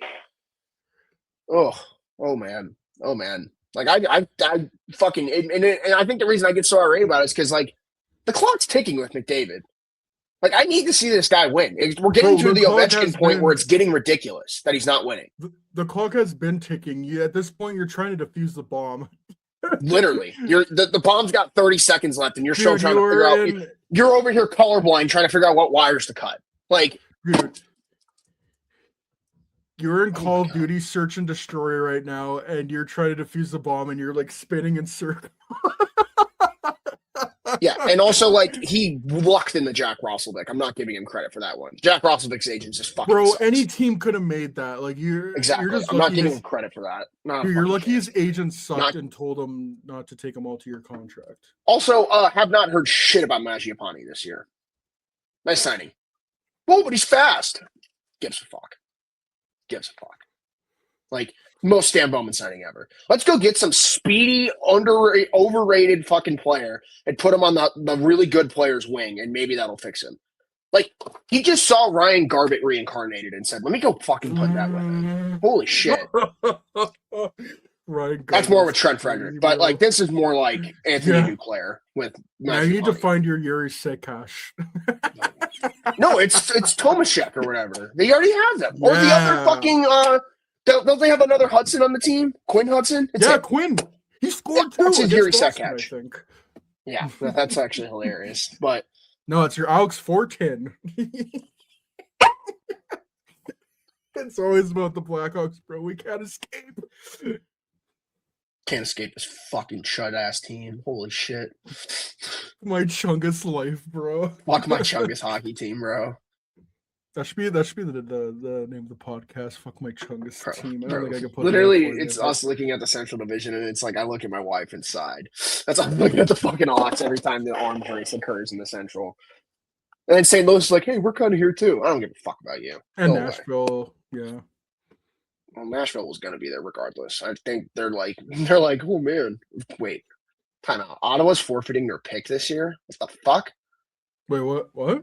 Sorry, I just pulled up Tankathon. Ottawa doesn't have a pick this year. It says Yeah, forfeited. because of the freaking I think it's What? still a Downoff thing. This league sucks. I This know. league sucks. Holy shit. Oh my god. What does Steve Dangle say? I can't wait till this league is a finished product. I know, dude. Like, fuck. I can't wait till the sport gets out of its own way. It's just going to be so exciting once it does. Best sport, worst league on planet Earth. Holy shit. It's not even Like, close, man. It's What not a even bunch of close. fucking clowns. Oh my god. Dude, We're like- going to trade him even though he's got a no move. Me. Yeah. Fucking assholes. Holy shit. Terrible. So I pulled up this tweet from @dreamer29_97_93 Dreamer. That Oilers fan. This is from StatMuse. I don't think StatMuse is always like I StatMuse is think like a they're Formula One. reliable stats. So the Edmonton Oilers have a 123-10-8 record when their save percentage has been 900 or above since 22-23. 123-10-8. Let me say this again. 123-10-8 when they have a goalie in net who gets 900 save percentage or above. Yeah, you'd think it's like the hardest. You think we're in the 80s with the way they're struggling to get 900 goaltending. It's fucking crazy. We need Honestly. Grant Fuhr back. Like, if McDavid had Corey Crawford, he'd probably already have 3 cups. Just the reality. Yeah.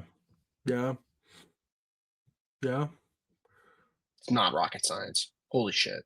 Colorado flipped it all in a fucking month. Like, I won't hear from other teams. This is hard to do. Get the fuck out of here. The good teams do it. Carolina does it every fucking year. Vegas does it every fucking year. Florida always finds a way. Fuck, Tampa's been doing it for a decade now. No excuse. No excuse. Joke. It's just like because I've been make a move at goaltending. I don't think this is the one, especially with the money. Well, they've just been better off to keep Stuart Skinner because it's the saying of the devil I know versus the devil I don't know. Like Skinner is gonna have his moments, but at least like you can like you never know what you're getting with Stuart Skinner. You're either getting below 900 or you're getting a shutout, as we saw last year's playoffs. In the 23-24 and the 24 playoffs, like he wasn't a great, but I think he had a 900 save percentage, and they were a goal within the cup.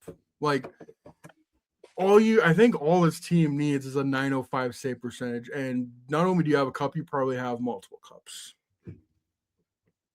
Yeah. And I just think they waited way too long. And as much as I like to dump on Stan Bowman, and we will, trust me, we'll take every opportunity we can. This is also on past regimes for not figuring out the goaltending. It goes back to Cam Talbot. He had such a good season in 16-17, and they have not found a proper plan since. And any opportunity you had at getting a very good goaltending, you have swung and missed on like horribly. 2021, you traded the pick back. What could have been? I think you traded up to get Xavier Bourgault, who I met at the airport in Montreal. No, they traded back. Besides the point. They traded back. Okay, so oh no, they didn't even trade back. Minnesota traded one pick up to jump them. That's what happened. Yes. Either way, like you're sitting in the cuck chair again, and point still fucking stands. Regardless. Yeah. You had a chance to draft a franchise goalie with Jesper Wallstedt, and nope. You had a and then okay, like I get it. Goalies take times. They're magic beans. The Jesper Wallstedt. It's been 4 years since he's been drafted. The Oilers obviously needed something now, though I argue they should have taken him anyways. Because, like, let's say the Oilers got Darcy Kemper. They didn't, but if they even had that level of goaltending, they probably have a couple already. They swung and missed on that as well. It goes to a team that beat them on the way to their cup, the Colorado Avalanche. Look at what the Colorado Avalanche has done. Kemper goes to free agency, and then they completely remake their goaltending to a point where they're happy with it now. Choosing Jack Campbell over Darcy Kemper, not great, and then you immediately buy him out. And for all the grief we can give Stuart Skinner, I do feel bad for him because he is a local Edmonton boy. He was drafted by the Oilers. He was brought up early. He was a Calder finalist. I think people forget that in 22-23. Dominic Kubalik was a Calder finalist. I don't get it. Yeah, I know. But like this... Yeah, I know what you mean. But sorry, like guy, I don't mean to fucking. It's just... No, I know what you mean. He was good though. He was highly touted at one point. He was supposed to be the guy that fixed the problem at one point. And like he almost did. Like shoulda, woulda, coulda. It's besides the point. You haven't won, and it sucks that like he's the guy who has to get shipped out because he's an Edmonton boy. Almost brought them back a Stanley Cup, but unfortunately is at the butt end of like receiving death threats and horrible things like that. And now he's going to Pittsburgh, and he had to watch Leon Draisaitl get 1,000 points. Like the whole team mobs him. He's just like standing there in the net. I feel so bad for him. But again, in this industry, you got to be ruthless. You can't really take that into account when making goaltending moves. But also, like I just think at this point, you might have just been better off keeping Stuart Skinner. But if Tristan Jarry just gives you 905, that's all you need. That's all that matters at this point. You mentioned it earlier with Stan Bowman, because like I was just looking at Edmonton's roster to be like, okay, so where can we fix the holes? Why the fuck is Alec Regula played 20 games for their hockey team this year? And better yet, why has Riley Stillman played hockey games for this team this year? Bro, it's literally the 21 Hawks. Doing? It's the 2021 Hawks. You want to get pissed at the goalie, but that's who's in front of him. Oh, they're so fucked. They're so fucked. Alan, we are so fucked. Alan, we are so fucked. Why? Also, Mangiapane 11 points in 36 games. Nice. Oh, and a minus 16 to boot. On the fucking Oilers when you're playing with Draisaitl and McDavid. How are you a minus 16? Terrible. Also, down year for Draisaitl. He's got 50 points in 36 games. Hysterical. It's terrible. Down year for McDavid supposedly, and I think he's tied with McKinnon. 59 and 36. This is why I get so fucking mad at the GM. Because look at what your guys are doing. Like, God. You have two of those guys. You have two cheat codes. McDavid has 59 points and is a minus. What the fuck is wrong with this team? What is wrong with this Chungus team, bro? This is terrible. It's like I know I'm not the biggest plus minus guy, but the Draisaitl line's the only one that's net positive 5-on-5. I think in this context it does matter because this team should look at Colorado, man. They have I think 5 or 6 guys that are plus 30. That's what your team should be. Every time you step out on the ice, there's no breathing room for the opposition. Oh, there's plenty of breathing room. Don't worry. Oh yeah. Wild. They be doing breathing exercises out there when the Oilers defense. He's tied with McKinnon in points right now. Celebrini's third, Draisaitl's fourth. Rantanen's sneaking up too. He's got 48 now. Draisaitl is 4th. Yeah, and he's having a down year. He's on pace for 100 points in his sleep, and it's a down year. It's hysterical. So the best players in the NHL, I like if we're building, I think it's different because if we're building a team, I'm taking McDavid first. If we're just doing this year, it's probably McKinnon who's Based number one. on But like, best. based on best. But like at worst, I would say they have two of the top three players. No, like I think at Who, this point Canada we could say or Edmonton? Edmonton. Oh, definitely. Like I mean, Draisaitl's there, maybe fourth if you talk to some people, but he's not top bottom. He's not out of the top five. That's for fucking sure. dude, he's better than Matthews. We're talking centers. He's definitely top three. Yeah. Like we're talking all players. I'm probably throwing Makar in over him just because Makar is so dynamic. But shit, dude. Like outside of McDavid and McKinnon, who are you taking over Draisaitl? Like I guess Celebrini right now because he's younger. But like Draisaitl's just a demon. If we're talking about building a team, yeah, maybe. But like winning a cup right now, give me Draisaitl. It's him. It's McDavid, McKinnon, and Draisaitl right now. Like, yeah, and like Natchez has been sick this year. Like, it's an interesting. Like the top of the league is very interesting for scoring this year. Like. Where's Bedard? Is he still in the top 10? I told you, Bedard's 7th still. That's crazy. And he's got 5 less games played than all these guys. He is so good, dude.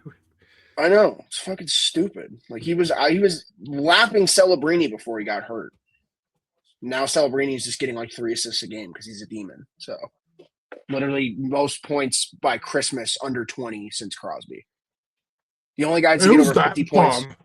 Well, no, dude, like the stat is the only guys who get over 50 before Christmas are Crosby, Gretzky, and Celebrini before they turn 20. Yeah, who are those? Like Mount Rushmore hockey players. Yeah, okay. Don't know who those bums are. Yeah. Yeah, we're watching a new generation of hockey right before our eyes. And, Braden Shen just has to be an old fucking prick and ruin it for everyone. So, whatever. Certainly he's not miserable because he could have went to a better hockey team last year and vetoed the trade. I don't know. Couldn't be my problem, though. Also, Kucherov had a slow start, and he's got 43 and 31. Like, some of these players are so fucking good, it's silly. They're just automatic. Like, it's just like they're doing it in their sleep. Yeah. Dude, like, down year for Makar, and he's got 40 and 34. Like, it's hysterical. Marchand's on pace for potentially 50 and 50. Dude, I think people are like questioning, is Marchand gonna be on the Olympic team? Marchand is playing second line with McKinnon and Crosby, and people just need to get that through their head right now. It's the Nova Scotia line, and they're gonna do well too. Like they're yeah, they're gonna do really well. Did you do Olympic lines? I did. I did U.S. and Canada. Okay, I think I only did Canada actually, but I feel like we could talk about that later. We'll just run through. What we were talking about originally, the Oilers and their goaltending. Oh yeah. Yeah, they stink. Yeah. Here's the funniest thing. I think there's a reality where Pittsburgh could flip Stuart Skinner to a contending team, and I think he could be perfectly fine for them. Like, what are the odds Stuart Skinner's facing the Oilers in the playoffs? I don't think it's a non-zero chance. I'll say that. Yeah. Could happen. It actually probably could happen. Like, it's not a high probability, but I don't think it's zero. Like, I don't think it's single. It's a number. That's for sure. Yeah. It's definitely a number. Like, it's a squirter. Like, I'm looking at the playoff teams right now. Who could use a goalie? Colorado is fine. Dallas is fine. San Jose is fine. The one that sticks out to me is Anaheim because they've had so many injuries with their goaltending. I think Stuart Skinner could be a fit in Anaheim. Maybe Vegas, just because I don't know what the status of Aiden Hill is, and it feels like they just flipped through so many. Could you imagine Stuart Skinner? That's the team they're going to play in the first round. It's Vegas and Edmonton. Vegas. Could you imagine? It's 100% Vegas that's going to do it. This league sucks so much. Holy smokes. Also, the West stinks. The last playoff spot's a bunch of mid. Like, the Sharks are the captain of mid right now. Like the Hawks are 5 points out of the playoff spot. Jesus. What? Like, you got your parity, Batman. Everyone's going to finish at 80 points now. Congratulations. earn 82 points to be Just precise. kidding, because the whole Central is going to get 55 wins each. Fucking hate this league. Meanwhile, Vegas has 10 overtime. Not a real hockey team. God.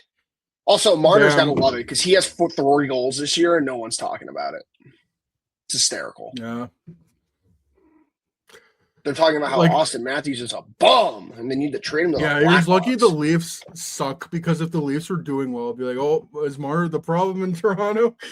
No, Marner was never the problem in Toronto. Like, I love when teams think they can take away a 100-point player and think they're going to be better. That's my favorite. I saw the Blackhawks do that. They took away 60 goals and thought they could replace him with Brandon Saad. Fucking idiots. I love when teams think they can, replace elite talent by committee. Like, you're not the Islanders with what's his face, Trotz. You're not that. Yeah. You're not him, little bro. Whatever. Maybe Trotz should go back for coaching because GMing is not working for him right now. No, it's not his forte. But he got that 3rd-round pick for Spencer Stastny. Oh, yeah. Let's go. Joke. What was I gonna say? I don't remember. Eastern teams for Stuart Skinner. Oh, I guess that doesn't even matter. I just wanted to make the point that Stuart Skinner could maybe face the Oilers in the playoffs. Like, that's it. Vegas, do it. Do it, Vegas. Yeah, so mid. I hate the loser points so much. Yeah. Yeah.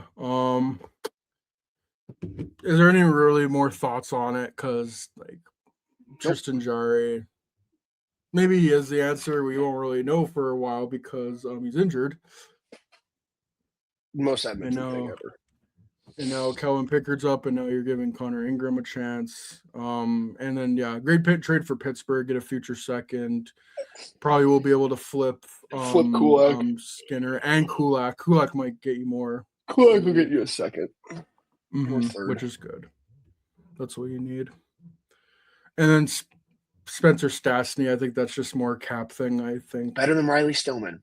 So, better than Riley Stillman and Alec Regula. So, not much competition there. Do you want to just do Olympic rosters? Because I really don't care about Mason Marchment and Philip Danault. Sorry. No, it's All it shows is Seattle's a shit show. Because, they traded for Marchment. I think they got more for trading him at the second time than trading for him, but still really funny. Yeah, Seattle really is just so mid. It came all together for them in 22-23. I think people forget how they were close to making the conference final. Yeah. It could have been Vegas, Seattle in the conference final. They beat the Cup champs that year. They beat Colorado in round 1. In 6. Ugh. But just lightning in a bottle. That's what the NHL is. Yeah. Pacific Northwest just doesn't have a good run of that. They hit lightning in a bottle and they just suck. Yeah. Yeah. God, I know they're looking at that offseason where they signed Chandler Stevenson all that money, and Montar's been good, but not good. I just don't want to be paying them in the 2030s. I don't want to pay anyone in the 2030s. That's not named 98. Jesus. Yeah. And Frank Mason, too. Yeah, well, he's paying in the 2030s, too. But, let's do Olympic rosters. All right. I only did one for Canada. No, we can do Canada, and then I'll read off my USA lines. Yeah, and maybe another, depending on if we do another podcast before New Year's Eve and New Year's Day. I think that's when they're announcing the rosters. Maybe we could do Sweden, Finland, but as Canadian and an American, this is all that matters. I did lines basically just on what I want to do. I feel you could read any article and guess where things are going, like predicting what actual Team Canada management will do. This is what I would do. So I got first line, Celebrini, McDavid, Bedard. I don't care. If Bedard's good to go, bring him to the Olympics. And I think he will be an impact player. Put all the new number 1 overall picks on one line together. Second line, I put Crosby, McKinnon, and Marner. And third line, Hagel, Point, Reinhardt. Fourth line, have fun with this, Marchand, Suzuki, and Wilson. And I just put Seth Jarvis and Mark Stone as the extra forwards, though Seth Jarvis might not make the team because he is injured. And I think he's going to be out for a while. But I don't know. Replace him with like Mark Scheifele or Matt Bart. Like those are the guys that are extras for you right now. I don't think Bedard's going to make the team. But again, this is what I would want to do. And that would be so much fun. Then so I'm picking this like I'm a Chud hockey man. Just want to point that out before I do mine. Okay, there you go. Then like you get both perspectives from Chad me and from Chud you picking Team Canada. The only like exciting thing I have is I do have Celebrini making this team, but I don't have. He's making the team. He is making the team. I'd be shocked appalled even if he doesn't make the team. All right. Defense, I went Taze What do you McCarr. got? Like that's a shoe-in. Duh. And yeah. Second pairing, I went Morrissey and Theodore. Both just very good. Here's where I get a little wacky, a little sicko mode. I went Jacob Chikrin and Evan Bouchard. Like, might give some heart attacks, but you know what? Whatever. And then I think it's 2 extra. I don't know what it is, like what the roster amount is, whether it's 23 or 24, but I just went an extra pairing and I put the youngest defenseman and the oldest defenseman, Matthew Schaefer and Drew Doughty. Those are my extras too, funny enough. Like exact 2 extras. That's hysterical. But and then goaltending, it's going to be Binnington, Thompson, and Kemper. I'd be surprised if it's any other combination of goalies. Not that I think it really matters, but I think they'll give Binnington the start, but it's quick hook. If he has a bad game, they'll go to one. They might use all 3 goalies, which never happens, but Canada might do that. Yeah. Mine are pretty similar. I like those lines. I really like the third line. I think that could be nasty with Reinhardt and them, like the shutdown line. Mm-hmm. But so I went a little different. My first line's all Nang. It's Celebrini, McDavid, and Hagel. Hagel on the first line. Hagel's making this team. He's making this easily. Yeah. Crosby, McKinnon, Marchand, line 2. Nova Scotia. Put all the Nova Scotia boys together. Let them, especially since Marchand's on a heater, let them fuck shit up. And McKinnon's the best player in the league right now. So not a bad line. Third line is shutdown line. I'm going Marner, Reinhardt, and Stone. Yeah. Especially if Stone's healthy.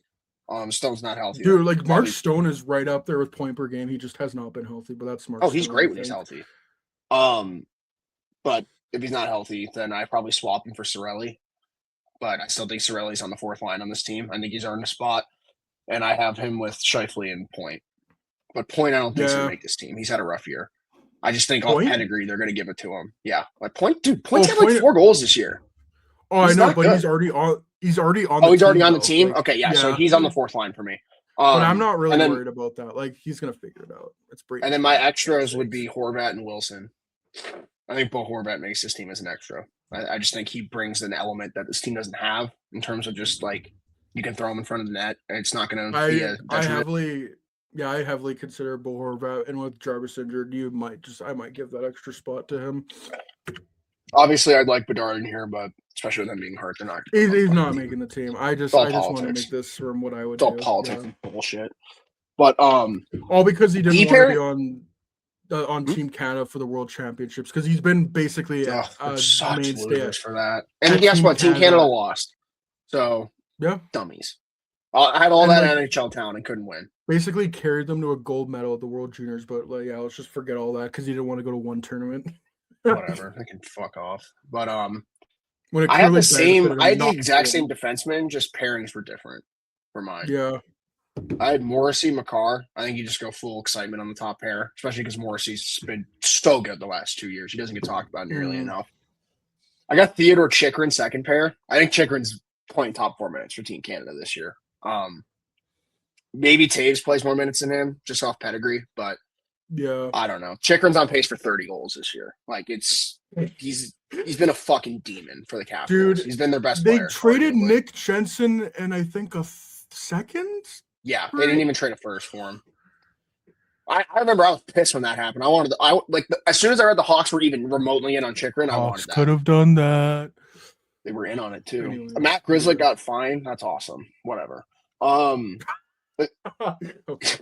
Whatever. This league sucks. Taves and Bouchard on the third pair. I think Bouchard makes this team. If you're gonna take him or Dobson, I'm probably taking Bouchard. Oh, And then- Bouchard, no questions asked. And then I got Schaefer Doughty as the extras. And I want my goalies, I want lunch table gossip. So I have Hill and Thompson on this team with Bennington.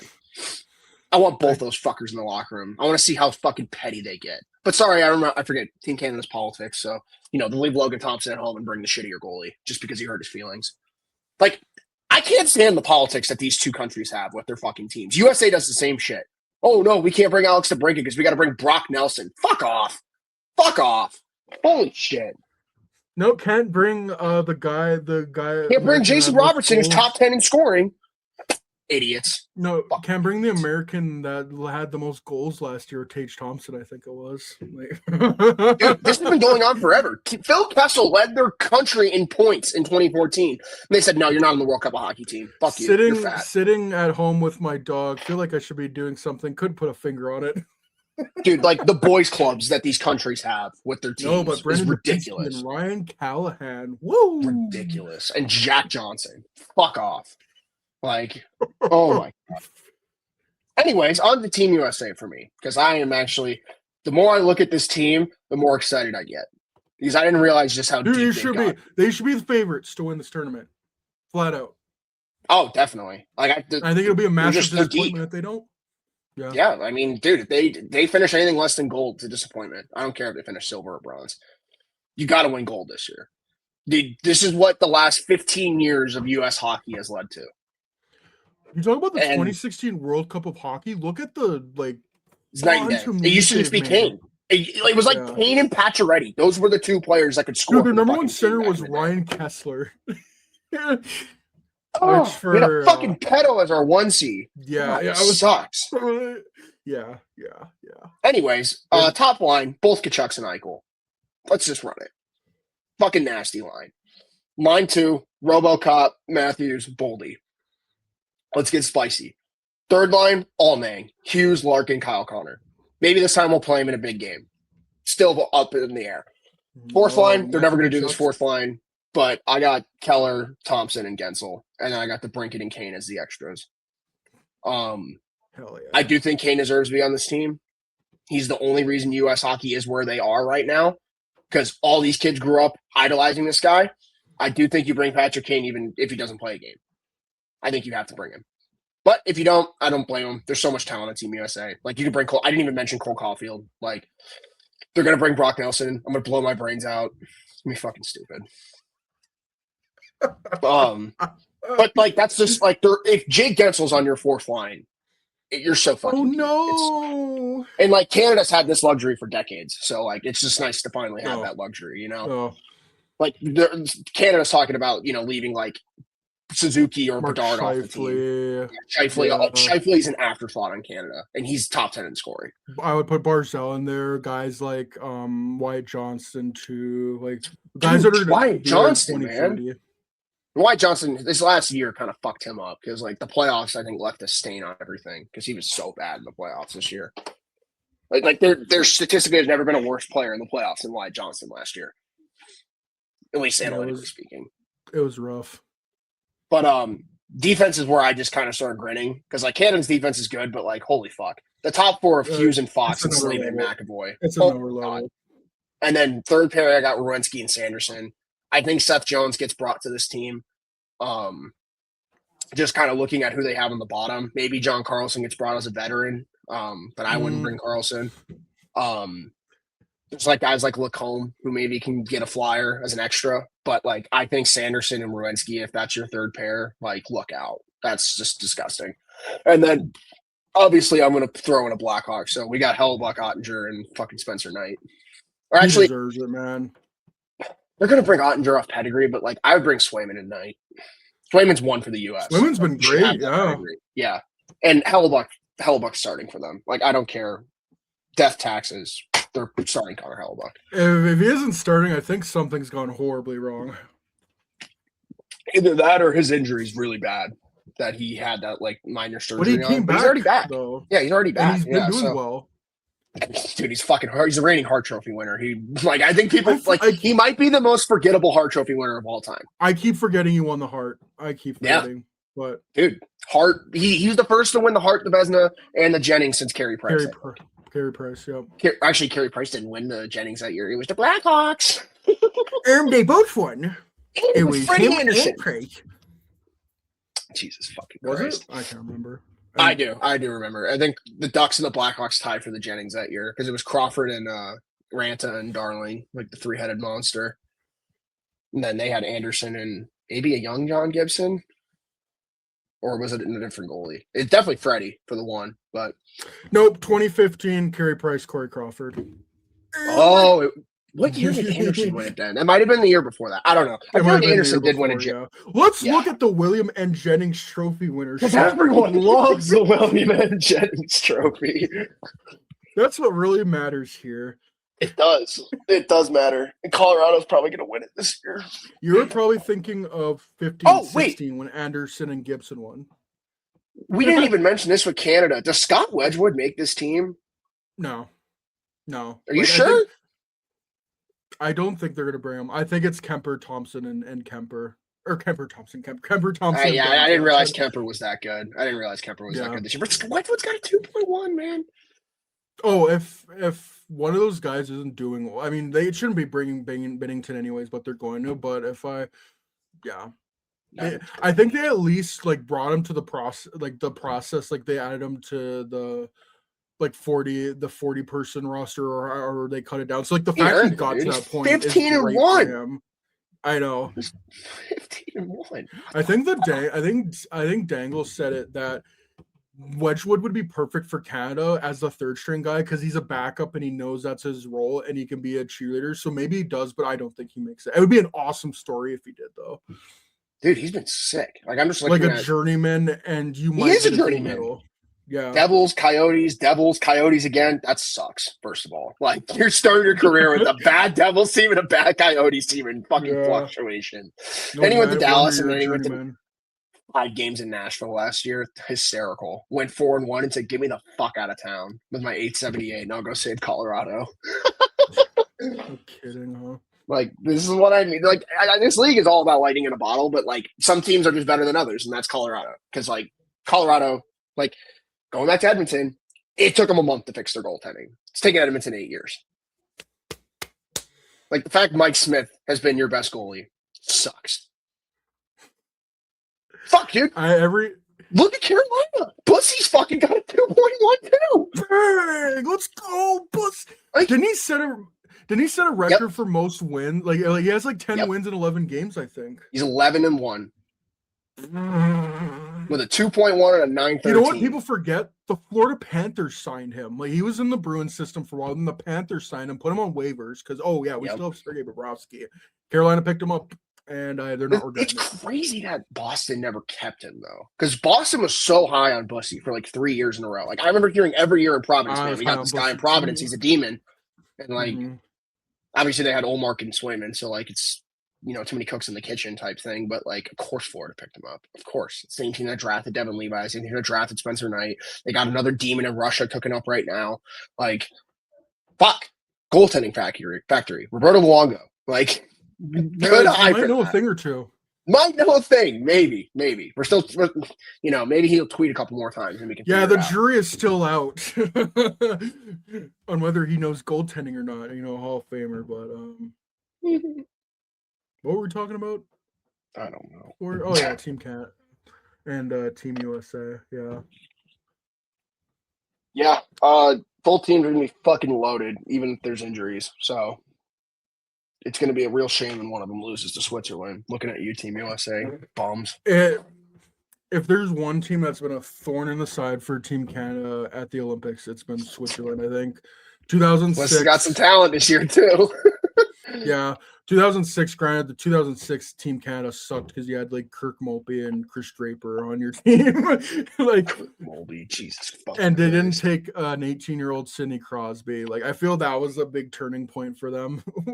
Was 2006. That all the old heads, and then 2010, like, oh, we have better players than that, and yeah, like 2010 was so dramatic, like it's like a movie. And then I was looking over the 2014 Olympics. It was almost boring how Canada won. Like, it was just so automatic. They were just so leaps and bounds by everyone. Like that one nothing, like that when they beat USA 1-0, that's the most dominant 1-0 win I have ever seen. Like, when they got that goal, and I'm like, yep, they're locking it down. Nothing else is happening. It's crazy, but it's not going to be like that this time. It's not only is it Canada and USA, and we've said this before, teams are like a team like Germany or Switzerland, or I would even put Czechia. Denmark in there. They're not going to win a medal. They could win a bronze, but all it takes for them is to win one game in the medal round, like in the quarterfinals, to completely mess everything up, or even just a win in like a round robin play. It's one game, anything can happen. I just think there's a real shot that a team like Czechia gets like silver, and everyone kind of loses their mind. But like Nature's and Pasternak could very easily, and Dostal could carry them to a win. Dude, Dominic Hasek dragged that team kicking and screaming in '98. I think they had Yager too, but it was all Hasek. Like I think they played Canada. Wayne Gretzky didn't shoot. They put Ray Bourque out there first, but it wouldn't matter. Like, Hasek was just stopping everything. Ray Bourque. Holy shit. What a dumb decision. Yeah, thank you, Mark Crawford, for that. Even though that happened before I was born. Holy shit. I think that was the coach. Fucking Mark Crawford. Oh my God. Just names you hear and it just takes you back more flashbacks. Jesus.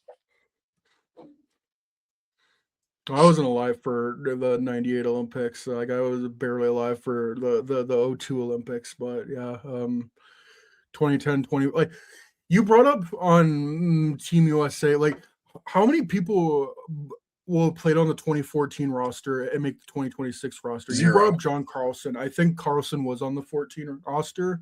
If they bring McDonough as an extra, that would be the only way someone who's played on that team. Or Kane. Like, that's the only way someone that. Yeah. That's it. They're all old. They're all old as shit. Dude, it's 12 They brought years. a bunch of 30-year-olds last time. Yeah. Like, fuck. Yeah, I don't like thinking about those USA teams. They fucking stink. Like, Zach Parise was a highlight for the Team USA for a long time. And that's nothing against Zach Parise, but like, he was their captain. Fuck, man. Fuck. Like, we've come a long way. That's all I'll say. Went from Zach Parise to Eichel. It's good change. Yeah, the only two players that I have on my roster that were on the 2014 team were Crosby and Doughty. They were both on the 2010 team. Retired or old? Oh, yeah. Martian wasn't on that team. No shit. No, he was 2016. He was World Cup of Hockey. I know that because he had the shorty where Taves hit him with the drop pass. Yeah, that. And I remember people back then were like, Brian Marshall on Team Canada. I don't know about that. And that was when Brian Marshall is just a fucking goon, and now he has got 1,000 points. I'm pretty sure. And he's really had like the best career arc because he was just like a little shit, he still is, but I think he's more like likable than what he was. And he's just consistent. You just gotta respect him, I think. Like, it's more of a respect now, I feel like. Dude, he's got 1,020 points in 1,100 games. Yeah. Like, what a career. 2 cups. He's got 100 points in there, yeah. I feel like he got 100 with Boston one year. Yeah, he got 100 in 18-19. He had 100 points in 79, 36 and 64. Damn. A couple of 85-point seasons in there, and then he's on pace for fucking 90 this year. So, as like a 37-year-old, 38, he's not young. And he's dragging that Panther team. Also, I forget that he signed for another 6 years. That's hysterical, that contract. Oh, he's signed till he's 43, I think. Fucking hysterical. But who gives a shit? Like, he's leading your team in scoring right now. If they win another cup, who cares? Who cares? Literally. And he's literally keeping them alive while Tkachuk and Barkov are getting healthy. So, what a player. Hall of Famer, for sure. Yeah. Yeah. I just love Marchand's game. Like, I gained such a respect when he, like when we played him in 2013, I'm just listening to the mic of him and Kane talking shit to each other. Oh, he's a I'm little just like, shit. I was like, this Well, guy's he a little still, again, he fucker. still Like is, he's like but Shaw. Shaw had an offensive touch. Like it's fucking crazy. Shaw, but like on steroids. Shaw scored 20 goals a couple times. So it Also, wasn't like he was inept. I said it a couple nights ago to my buddies when Bedard got hurt, and I'll say it again. They need a fucking Shaw on this team right now, so bad. Dude, Someone has to become that player. I think Nick Foligno being back will help them because he. But I think I was almost more disappointed by the like more so than the actual injury was the lack of like no one went to go fight Shen or like even just like throw a glove in the face. I think that's what disappointed me the most. Like your player went down with less than a second left and game over. Let's go to the locker room now. Nothing. I think that's what I was most sad about or upset about, whatever. Yeah. Yeah, but I feel like I always think of the Kachucks. They're such unicorns. I don't think Brady Kachuk's ever to be available because I think Ottawa is just good now. But yeah, if there's ever a world where that player's available, yeah, him and Bedard on a line would actually terrorize the league. Two fucking assholes just playing with each other, and then never getting the puck from them ever. Dude, is like bring that up. Bedard's the biggest asshole in the Blackhawks right now. Like that's the kind of like any notion of Bedard just can't hang at the NHL level has just been like Men in Black like erased. Like he's awesome. He has a skill and he has a drive to win and like he like a peg rolling and shit. Like he loves that stuff and that's what you need to win a Stanley Cup. And not that like Taves and Kane were. I would say more Taves was more like that, but like I don't think Kane would like. He wouldn't go fight or anything, but like he would get in scrums. Like he would like get in there. He would talk his shit. Not that he's fighting anyone, but not that he was shying away from it. Like you need that to win a Stanley Cup. Your players can't be passengers. The Leafs found this out the hard way. Dude, Duncan, like Jeff Carter knocked a glove out of Duncan Keith. He slashed him in the face, and he's like, and they won the next game without him. Like that's how you win, man. Right. Like, and honestly, reasonable reaction from Keith. Honestly, like, dude, he is my favorite Hawk of all time because he just had a switch in him at some point where he's like, "Fuck this! If the game's not going my way, I'm taking a piece of meat with me." Like, they sucked that year, but one of my all-time favorite moments, 2019, they're playing Nashville, getting pumped 3-1. It was like in that moment where they just couldn't start in the first period on time ever. And Keith said, fuck it, I'm just going to suplex Arvidsson. Like, if this is what we're going to do, like, I'm just going to throw you to the ground if we're all going to get in a fight. And he, like, picked him up and flipped him. Yeah. And he's not a big dude. Like, oh, it cracks me up. He had that red mist. Like, he wasn't like that all the time, but if you got, like, it's kind of like Evgeny Malkin. Like, if you piss him off, watch out. Same with Kucherov. I'll put Kucherov in there, too. Like you better not piss him off, or else watch out. You're getting a stick whacked to your face. Yeah. Like you said, Kane used to do that shit all the time. Like Kane gets a call, he's like fucking slash the guy on the way back over. Yeah. You need some of that, and Bedard does that too. Honestly, Bedard just gets called for it more because the refs fucking hate him. So because remember, most mentally fragile league in the world told him to fuck off in a game, and now the refs are just going to hate the Hawks for 3 years. So. Got a bunch of fucking babies. Holy shit. Yeah, basically like Dennis Weidman hurting a ref. They're all Tim Peel, but with no backbone. Actually, Tim Peel doesn't have a backbone either, but it doesn't matter. Tim Peel's a fucking clown. Holy shit. They all are. It sucks too, because like him becoming viral just tells you every fucking ref's like that. Every fucking ref's like that. He just puts a mic to it. He just happened to have there just so happened to be a hot mic there. And dude, Corey Crawford was feisty too. Him fucking up Robbie Fabry. It's Robbie Fabry's crowning moment in his career, bro. Yeah. Getting the break speed off him like Corey Crawford. That's why I love Corey Crawford too. Just a battler. Man. I was pumped I got to see him. Also, found out that I'm going to the Taves return game. So Oh hell yeah! That's gonna be fucking crazy. That's probably like Hopefully, the Bedard's only back by game. then. What day is it? 19th, 17th, something like that. Okay, maybe Bedard will be back for by then. Well, hope that's the hope at least. Maybe. What do we think about Yarmo Kekline being Sabres GM? Dan Bowman's shitting his pants. Yeah, But I don't know. Like I saw a stat that this is the first time Buffalo's hired a GM with experience since the 70s. So gotta that try something new. And like to his credit, Yarmo does done more than Buffalo's ever done. He's won playoff games. He's won a playoff series. He's had the balls to trade for stars. That's for sure. Trade for Panarin. and trade him Can't take away that away from him. too. Went all in 2019. Like the guy's proven he could be an okay GM.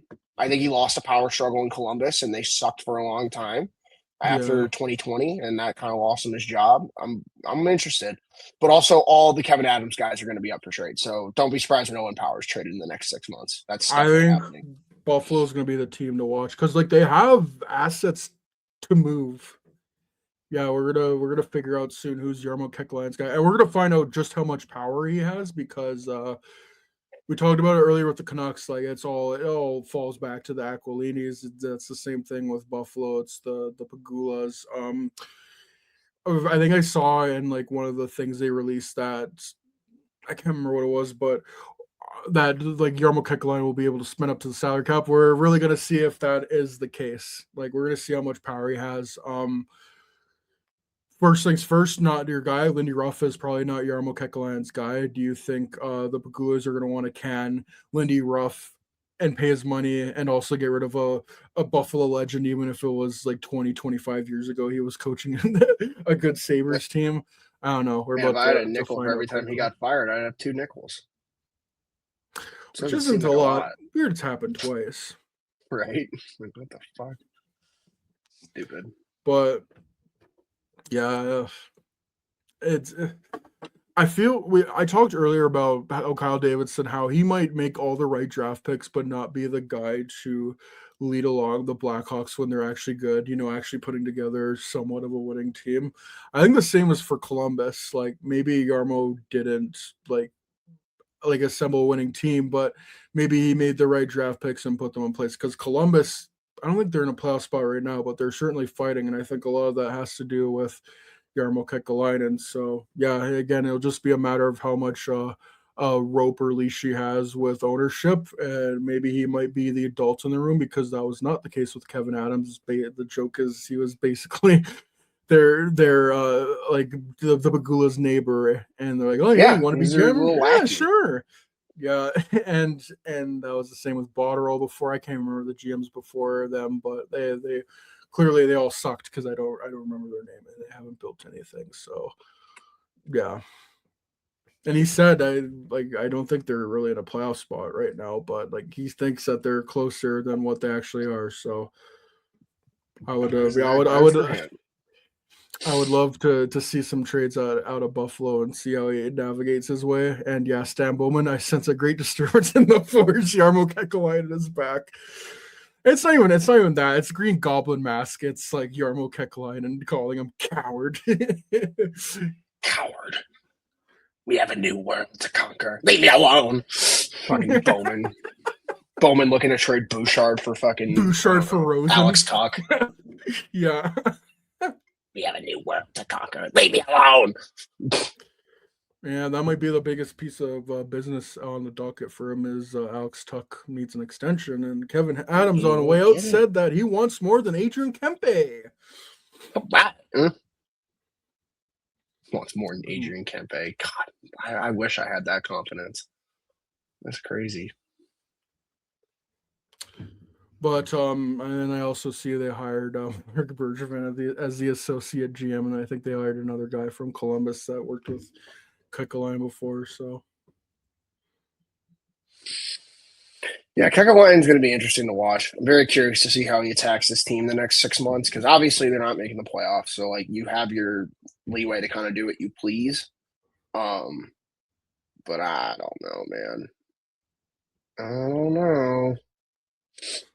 It's just always going to be a matter of the ownership. Yeah.